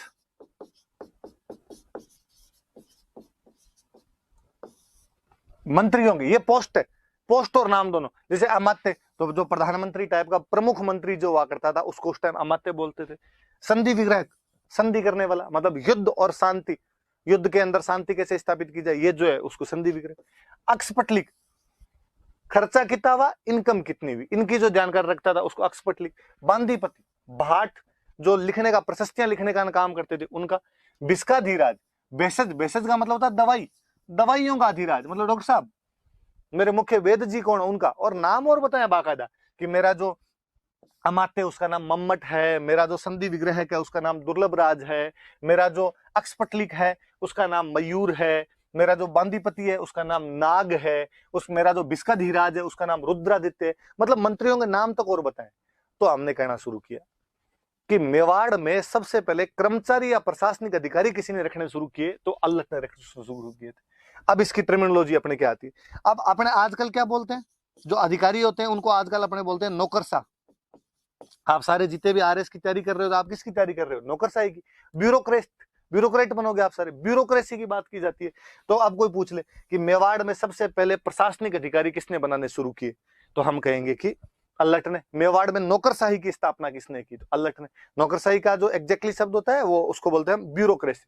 वैसे लैटिन भाषा का शब्द है ब्यूरो, ब्यूरो का मतलब होता है मेज, क्रेसी का मतलब होता है शासन। क्रेसी तो आप पढ़ते हैं अपने, डेमोक्रेसी, ऑटोक्रेसी, किसी के अंदर पढ़ लो। तो मेज का शासन, कि मेज के टेबल कुर्सी पे बैठ के जो आप शासन करते हो वो अपने आप में ब्यूरोक्रेसी। आप भी जब आरएस लग जाओगे तो आप टेबल कुर्सी लेके ऑफिस के अंदर बैठे रहोगे, वहां से शासन चलाया जाएगा पूरा का पूरा। तो वो वहां से ब्यूरोक्रेट जो होते हैं या ब्यूरोक्रेसी उसको करने लग गए थे। तो नौकरशाही की स्थापना। अब आहड़ के अंदर वराह मंदिर बन रहा है। आहड़ में उस समय राजा अल्लट है, आहड़ में अपने मंत्रियों के नाम लिखता है। इसका कहा आहड़ में वो रहता है, वहां पर उसके मंत्री रहते हैं। तो कहा राजधानी तो नागदा है, फिर आहड़ के अंदर क्यों रहता है? इसका मतलब नागदा भले ही प्रमुख राजधानी थी, लेकिन उसने एक सब सेंटर कहीं पर स्थापित किया होगा। तो सब सेंटर कौन सा रहा होगा? तो सब सेंटर आहड़ रहा होगा। उदयपुर में एक जगह और पड़ती है। अब क्वेश्चन आया कि आहड़ को दूसरी राजधानी किसने बनाया? अल्लट ने। आहड़ में वराह मंदिर का निर्माण किसने करवाया? तो अल्लट ने। आहड़ में नौकरशाही की स्थापना किसने की? तो अल्लट ने। ये सारी जानकारियां कौन देता है? तो सारणेश्वर प्रशस्ति। बात आ गई समझ में? तो ये सारणेश्वर प्रशस्ति में खूब सारी अपने को जानकारियां मिल जाती है। इन जानकारियों से ये सारी चीजें पता चल जाती है कि पहली राजधानी नागदा थी, बापा रावल स्थापित करता है, या बापा रावल के टाइम में वो राजधानी मिलती है अपने को। दूसरी राजधानी अपने को आहड़ मिलती है। वराह मंदिर मिलता है, विष्णु का मंदिर है, और फिर यहाँ पे अपने को नौकरशाही की स्थापना यहाँ पर दिखाई देती है। एक तो ये सारणेश्वर प्रशस्ति वाला ध्यान रखना, 953 का अभिलेख है। और एक अभिलेख हो रहा आठपुर, ये थोड़ा बाद का है। अब मैंने बताया था कि ये जो अभिलेख है ये 977 का है। ये कोई एक और राजा हुआ, इसके बाद में कोई एक राजा हुआ शक्ति कुमार, गोहिल राजा है, और शक्ति कुमार का अभिलेख। और इसके अंदर तो जो गोहिल से लेकर शक्ति कुमार तक जितने राजा हुए उन सब के नाम मिलते हैं, उन सब के बारे में वर्णन है। जब सबके बारे में वर्णन है गोहिल से लेकर शक्ति कुमार तक, तो अल्लट का वर्णन भी मिलेगा। और अल्लट वाले वर्णन के अंदर उसने 2-3 बातें लिख रही। उसने कहा अल्लट की मम्मी महालक्ष्मी है, अभी बताया मैंने, उसमें भी नाम है। पर इसके अंदर लिखा हुआ कि वो राष्ट्रकूट है, मतलब मम्मी का वंश तक पता है। और हम आगे पढ़ेंगे कि राष्ट्रकूटों को अपने राजस्थान में राठौड़ कहा गया था। इसके अंदर लिखा हुआ है कि उसकी जो वाइफ है, अल्लट की जो रानी है, उसका नाम है हरिया देवी। और इसमें लिखा हुआ कि हूण राजकुमारी है।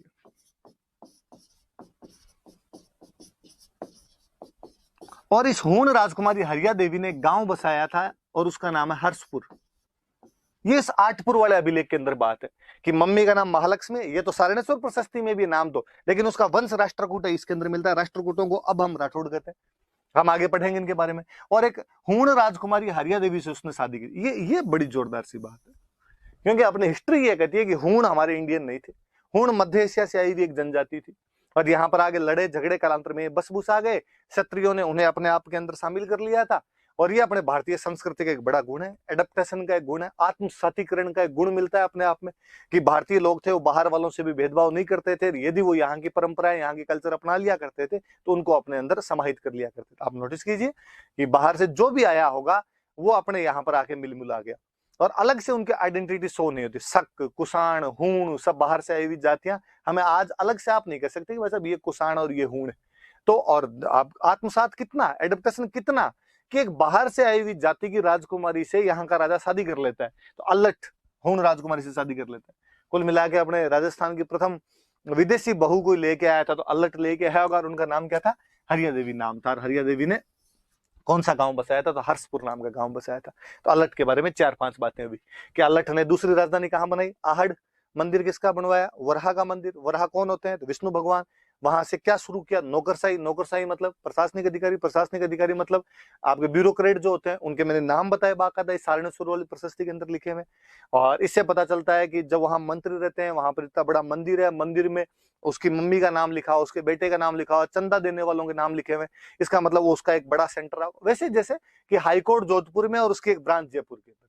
तो राजधानी नागदा थी, पर उसकी एक ब्रांच वहां पर कहां खोल दी? आहड़ के। इससे देखो ये भी पता चलता है, इसका मतलब है कि मान लो पहले राज्य रहा होगा छोटा, और राजधानी बीच में होती हुई राजधानी नागदा थी। अब राज्य बढ़ गया, हो गया बड़ा।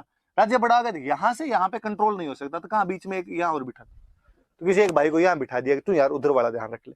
और आठपुर वाले अभिलेख के अंदर ये जानकारी है कि उसकी मम्मी महालक्ष्मी राष्ट्रकूट वंश की है, उसकी रानी जो हरिया देवी है वो हूण राजकुमारी। तो याद रखना कि हूण राजकुमारी से शादी किसने की? तो हूण राजकुमारी से शादी अल्लट ने की। फिर उसने गांव कौन सा बसाया? हर्षपुर नाम का गांव बसाया। चलिए आगे बढ़ते हैं अपने।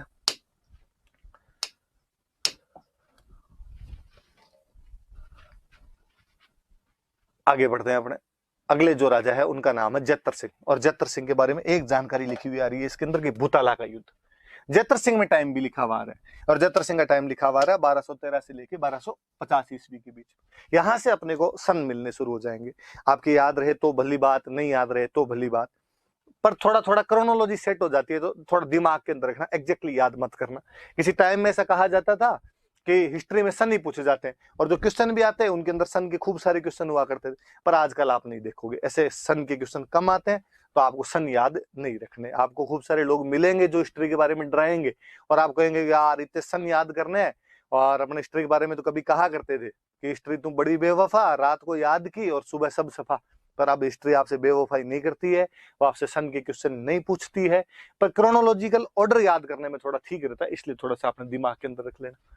अब ये जो जैतर सिंह, और यहाँ से इसलिए मिलने लग जाते हैं कि यहाँ से मुस्लिम राजा आ गए थे, मुस्लिम राजाओं की खुद की हिस्ट्री लिखवाने का एक पूरा पैटर्न था, और उनके सन के आधार पर हमने हमारे वाले सन भी तय करने शुरू कर दिए। अब जैतर सिंह के टाइम में युद्ध हुआ है भूताला का युद्ध। अब तो वही बात है, कब और कहां भूताला कहां पड़ता है, युद्ध कब हुआ। अब भूताला कहां पड़ता है, तो उदयपुर के अंदर, नागदा के पास में, राजधानी के पास में। और वैसे भी कोई राजा दूसरा अटैक करेगा तो कहां पे करेगा, जहां आप रहते हो वहां आप रहते हो, नागदा राजधानी, नागदा में अटैक करेगा। आहड़ तो सब सेंटर था उसका। कब हुआ एग्जैक्टली कोई सन नहीं मिलता अपने को। कोई किताब लिखती है 1222, कोई लिखता है 1229, कोई लिखता है 1222 से 1234 के बीच में कभी हुआ होगा, तो एग्जैक्टली कहीं मिलता नहीं। पर फिर भी इस बार जो अपने 10th की नई किताबें आई है उन्होंने लिख रखा है 1227। तो अपने क्या माना जाए, तो अपने 1227 मान लिया जाए। पहले तो खूब कंफ्यूज ही रहते थे कि यार क्या मानना है क्या नहीं मानना है, अलग अलग किताबें अलग अलग कहती है, तो मैं तो खुद ही 1234 मान लिया करता था। लेकिन अब की बार वाली किताबों में जब उसने एग्जैक्ट लिख रखा है, तो अपने वो एक प्रूफ है, अपने पास एविडेंस है कि इसका सन क्या मानना है, तो 1227 ईस्वी। तो भूताला उदयपुर में पड़ता है, 1227 में युद्ध। किसके बीच में, तो जैतर सिंह तो हो गई, जैतर सिंह का युद्ध हुआ इल्तुतमिश के साथ। अब बात है साहब इल्तुतमिश कहां का राजा, तो कहा इल्तुतमिश दिल्ली का राजा, दिल्ली का सुल्तान। आप जब मिडिवल हिस्ट्री पढ़ोगे तो और पढ़ोगे कि कुतुबुद्दीन ऐबक राजा बना था, कुतुबुद्दीन ऐबक जब मरा तो बीच में थोड़े से टाइम के लिए आराम शाह को बनाया, लेकिन इल्तुतमिश एक बड़ा कमांडर था, उसने उस आराम शाह को हटा दिया और वो आके राजा बन जाता है। अच्छा चलो, आपने इल्तुतमिश का नाम नहीं सुना होगा, तो आपने एक सुना होगा कि एक महिला राजा बन गई थी दिल्ली में, रजिया, रजिया सुल्तान। आपने सुना रजिया फंस गई गुंडों में, ऐसी जो बातें सुनते हैं, वो जो रजिया सुल्तान थी उसके पापा ही इल्तुतमिश ही।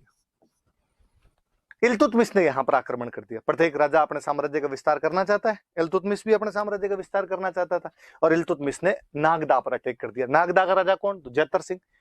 नागदा के पास में एक जगह पड़ती है भूताला, जैतर सिंह आक्रमण रोकने के लिए वहां भूताला गया, वहां पे लड़ाई हुई इनके बीच में। और वैसे तो आप कहावत सुनते हो रजिया गुंडों में फंस गई, यहाँ रजिया के पापा फंस गए, और भाई साहब आपके जैतर सिंह ने इल्तुतमिश को भगा भगा के मारा था यहाँ पे। तो भूताला वाले युद्ध के अंदर कोई जीता था, तो जीता कौन था, तो याद रखना कि जैतर सिंह जीत गया था। देखो बड़ी बात है कि अपने राजस्थान के एक राजा ने दिल्ली के राजा को हरा दिया था। राजस्थान में कहां का राजा, तो मेवाड़ का। कौन राजा, तो जैतर सिंह। किसको हरा दिया, इल्तुतमिश। इल्तुतमिश कहां का राजा, दिल्ली का। कब की बात है, 1227 की। कहां की बात है, भूताला की। भूताला कहां पड़ता है, तो उदयपुर के पास के अंदर पड़ता है। पर अपने यहाँ के लड़ने के तरीके में और मुस्लिम राजाओं के लड़ने के तरीके में एक बड़ा अंतर हुआ करता था। अपने यहाँ सीधा सिस्टम हुआ करता था कि जब लड़ने के लिए कोई जाया करता था तो घर वालों को कह के जाता था कि या तो जीत के आऊंगा या आऊंगा ही नहीं। हारने वाला अपने यहाँ पे कंसेप्ट हुआ नहीं करता था। और कोई राजा ऐसे हार के वापस भी आ जाता, तो आदमी सोचता था कि यार घर पे जाके लुगाई से बेइज्जती करवाने इससे अच्छा तो यार मरमुरा जाए। इसलिए अपने यहाँ पे राजा या तो जीत के आया करता था या मरता ही था बेचारा, वहां पे हार के वापस नहीं आता था। मुस्लिम राजाओं में सिस्टम नहीं था। मुस्लिम राजाओं के अंदर आर्मी उतरती, और आर्मी यदि शुरुआत के अंदर ज्यादा सैनिक मर गए, मान लो 10,000 लोग आए और 5,000 सैनिक मर गए, तो बाकी वाले 5,000 राजा कहता वापस आ जाओ, वापस चलेंगे अपन। तो वापस क्यों चलेंगे, अगली बार आएंगे वापस, अगली बार 15 लाएंगे, घर में घुस के मारेंगे इसको, और वापस भाग जाया करती थी सेना। अपने यहाँ पे कोई भाग के वापस भी आ जाता तो पास पड़ोसी नहीं जीने देते, आता जाता है कोई पूछ लेता है और भाई साहब क्या हुआ, और आप तो नोटिस ही कर लेना। अपने यहाँ पे आप किसी एग्जाम के अंदर फेल हो जाओ तो आपको खुद को फील हो नहीं हो, आपके घर वाले फील करवाए नहीं करवाए, आपके आस पड़ोसी आपको फील ज्यादा करवाते हैं, वो आपसे रिजल्ट ज्यादा पूछते हैं। तो ये अपनी टेंडेंसी पुरानी है। तो यहाँ पर कहते हैं इल्तुतमिश हार गया था, तो इल्तुतमिश की सेना वापस भाग रही थी। अब भागती हुई सेना राजधानी पड़ती नागदा, नागदा के पास में भूताला नाम की जगह पर ये लड़ाई हो रही थी।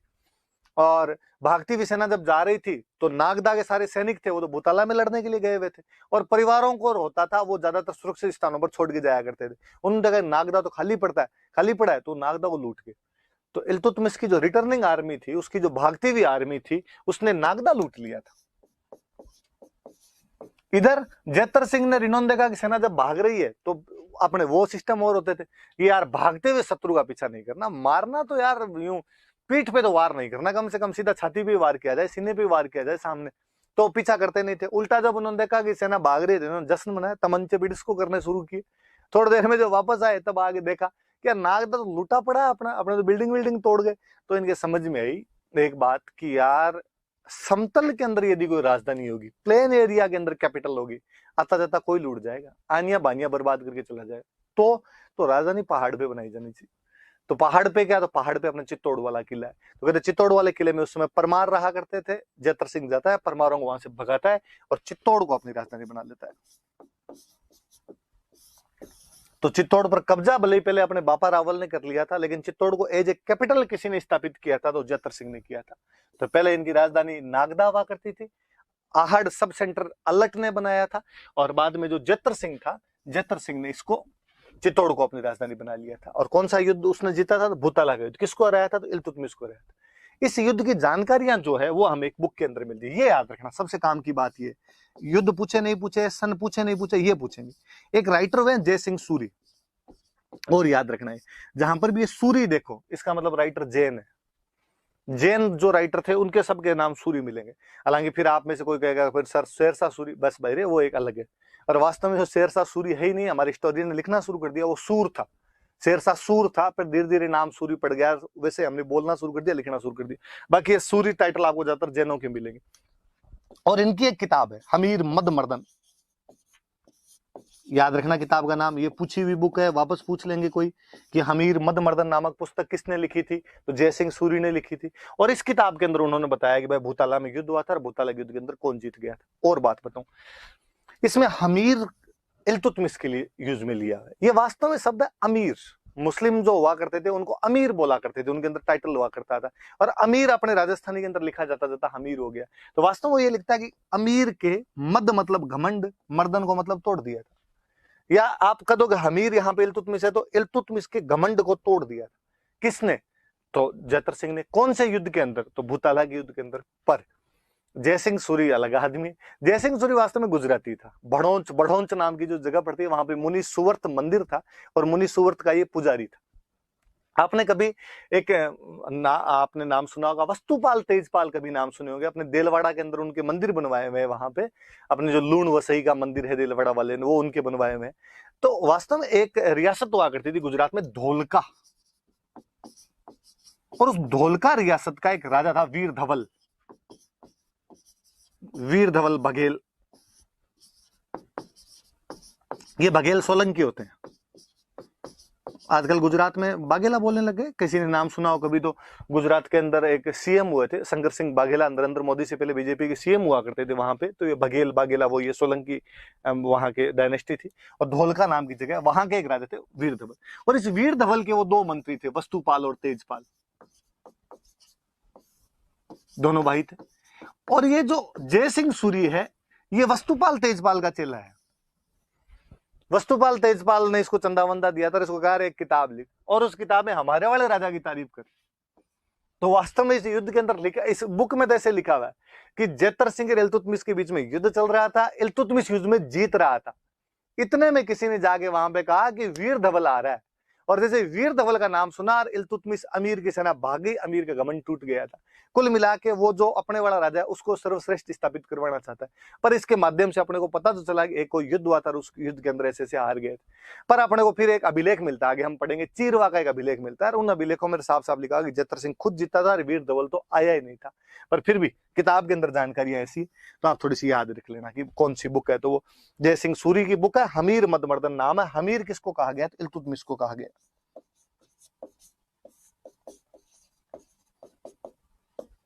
इल्तुतमिश के अंदर फिर जैतर सिंह का शासनकाल खूब अच्छा माना गया। अपने इतिहासकारों ने इनकी खूब तारीफें की। इनका जो टाइम पीरियड उसके लिए कहा जाता है कि वो जो मिडिवल मेवाड़ था उसका गोल्डन एरा है। कोई पूछे कि किसके शासनकाल को मध्यकालीन मेवाड़ का स्वर्णकाल माना जाता है, तो वो जैतर सिंह का शासनकाल माना जाता है। अपने जो गौरी शंकर हीराचंद ओझा जो हिस्टोरियन हुए, उन्होंने खूब सारी तारीफें की, और उन्होंने कहा है कि उस समय दिल्ली के जो सुल्तान थे, गुलाम वंश के सुल्तान थे, उनके समकालीन कोई राजा था तो जैतर सिंह था। वो बड़ा बलवान आदमी था, और उसके विरोधियों तक ने उसकी तारीफें की, उसकी बहुत प्रशंसाएं की गई। तो ये अपने जैतर सिंह वाली बात याद रख लेना कि जैतर सिंह भूताला के युद्ध में जीतता है, 1227 में युद्ध हुआ था, इल्तुतमिश को रहता है। किताब का नाम याद रखना कि जय सिंह सूरी किताब है, अमीर मद मर्दन। तो ये आज की क्लास अपनी, आज में हमने ये बातें पढ़ी थी। एक थोड़ा सा पीछे मैं बताना भूल गया, वापस बता दूं आपको एक बात और थोड़ी सी, कि ये देखो, हम एक राजा के बारे में पढ़ रहे थे, अल्लट। अल्लट का मैं एक नाम बताना भूल गया आपको। अपने जो मेवाड़ की ख्यातें हैं उसके अंदर अल्लट का एक नाम और मिलता है। अल्लट का नाम है अल्लू रावल। अब ये नाम कोई पूछ ले, वैसे नहीं कोई क्वेश्चन आना चाहिए, पर फिर भी आपको बुक बुक में देखकर फिर आपको लगेगा ले यार, ये तो अपने को आज की क्लास में बताया नहीं। ये राजस्थान है जी। अपने हर किसी का नाम बिगाड़ के बोलने की आदत होती है। अल्लट बाबड़ा टाबर रहा होगा तो नाम अल्लू रहा होगा, बड़ा हो गया राजा बना तो किसने पूछा रावल कौन बन गया, राजा को रावल बोलते थे। रावल जी कौन बने, रावल जी कौन बने, तो अल्लू बन गया, इसलिए नाम अल्लू रावल मिल जाता। तो आज हमने बेसिकली क्या क्या चीजें पढ़ी। तो हमने सबसे पहले देखा कि मेवाड़ कहाँ कहाँ था, मेवाड़ के पुराने नाम क्या थे, मेवाड़ में वंश कौन सा था, उस वंश की जानकारियां कहाँ से मिलती है। फिर हमने 3 राजा पढ़े हैं बड़े। एक तो बापा रावल पढ़ा है। बापा रावल के हमने नाम पढ़ा, उसकी उपाधियां पढ़ी, उसकी राजधानी पढ़ी, उसके सिक्के पढ़े, उसके विक्ट्री कैंपेन पढ़े। फिर अल्लट के बारे में 2 अभिलेख देखे हमने। एक सारणेश्वर प्रशस्ति जो बताती है कि आहड़ उसकी दूसरी राजधानी थी, आहड़ में उसने वराह का मंदिर बनवाया था और आहड़ में उसके मंत्री रहते थे। इसका मतलब उसने प्रशासनिक व्यवस्था, नौकरशाही की स्थापना कर दी थी। और एक उसने आठपुर वाली से याद रखने वाली बात हुआ कि उसने एक हूण राजकुमारी शादी की थी जिसका नाम हरिया देवी था। उसने हर्षपुर नाम का गांव बसाया था। और जैतर सिंह में याद रखने वाली एक बात, भूतला का युद्ध और उसकी वो तारीफें थोड़ी याद कर लेना कि मध्यकालीन मेवाड़ का स्वर्णकाल कहा जाता है। जय सिंह सूरी की किताब याद करना, हमीर मदमर्दन। ये भी याद रखना कि यहाँ पे हमीर का मतलब इल्तुतमिश है, कि हमीर मतलब इल्तुतमिश, मद मतलब घमंड, मर्दन मतलब तोड़ दिया, इल्तुतमिश की घमंड को तोड़ दिया।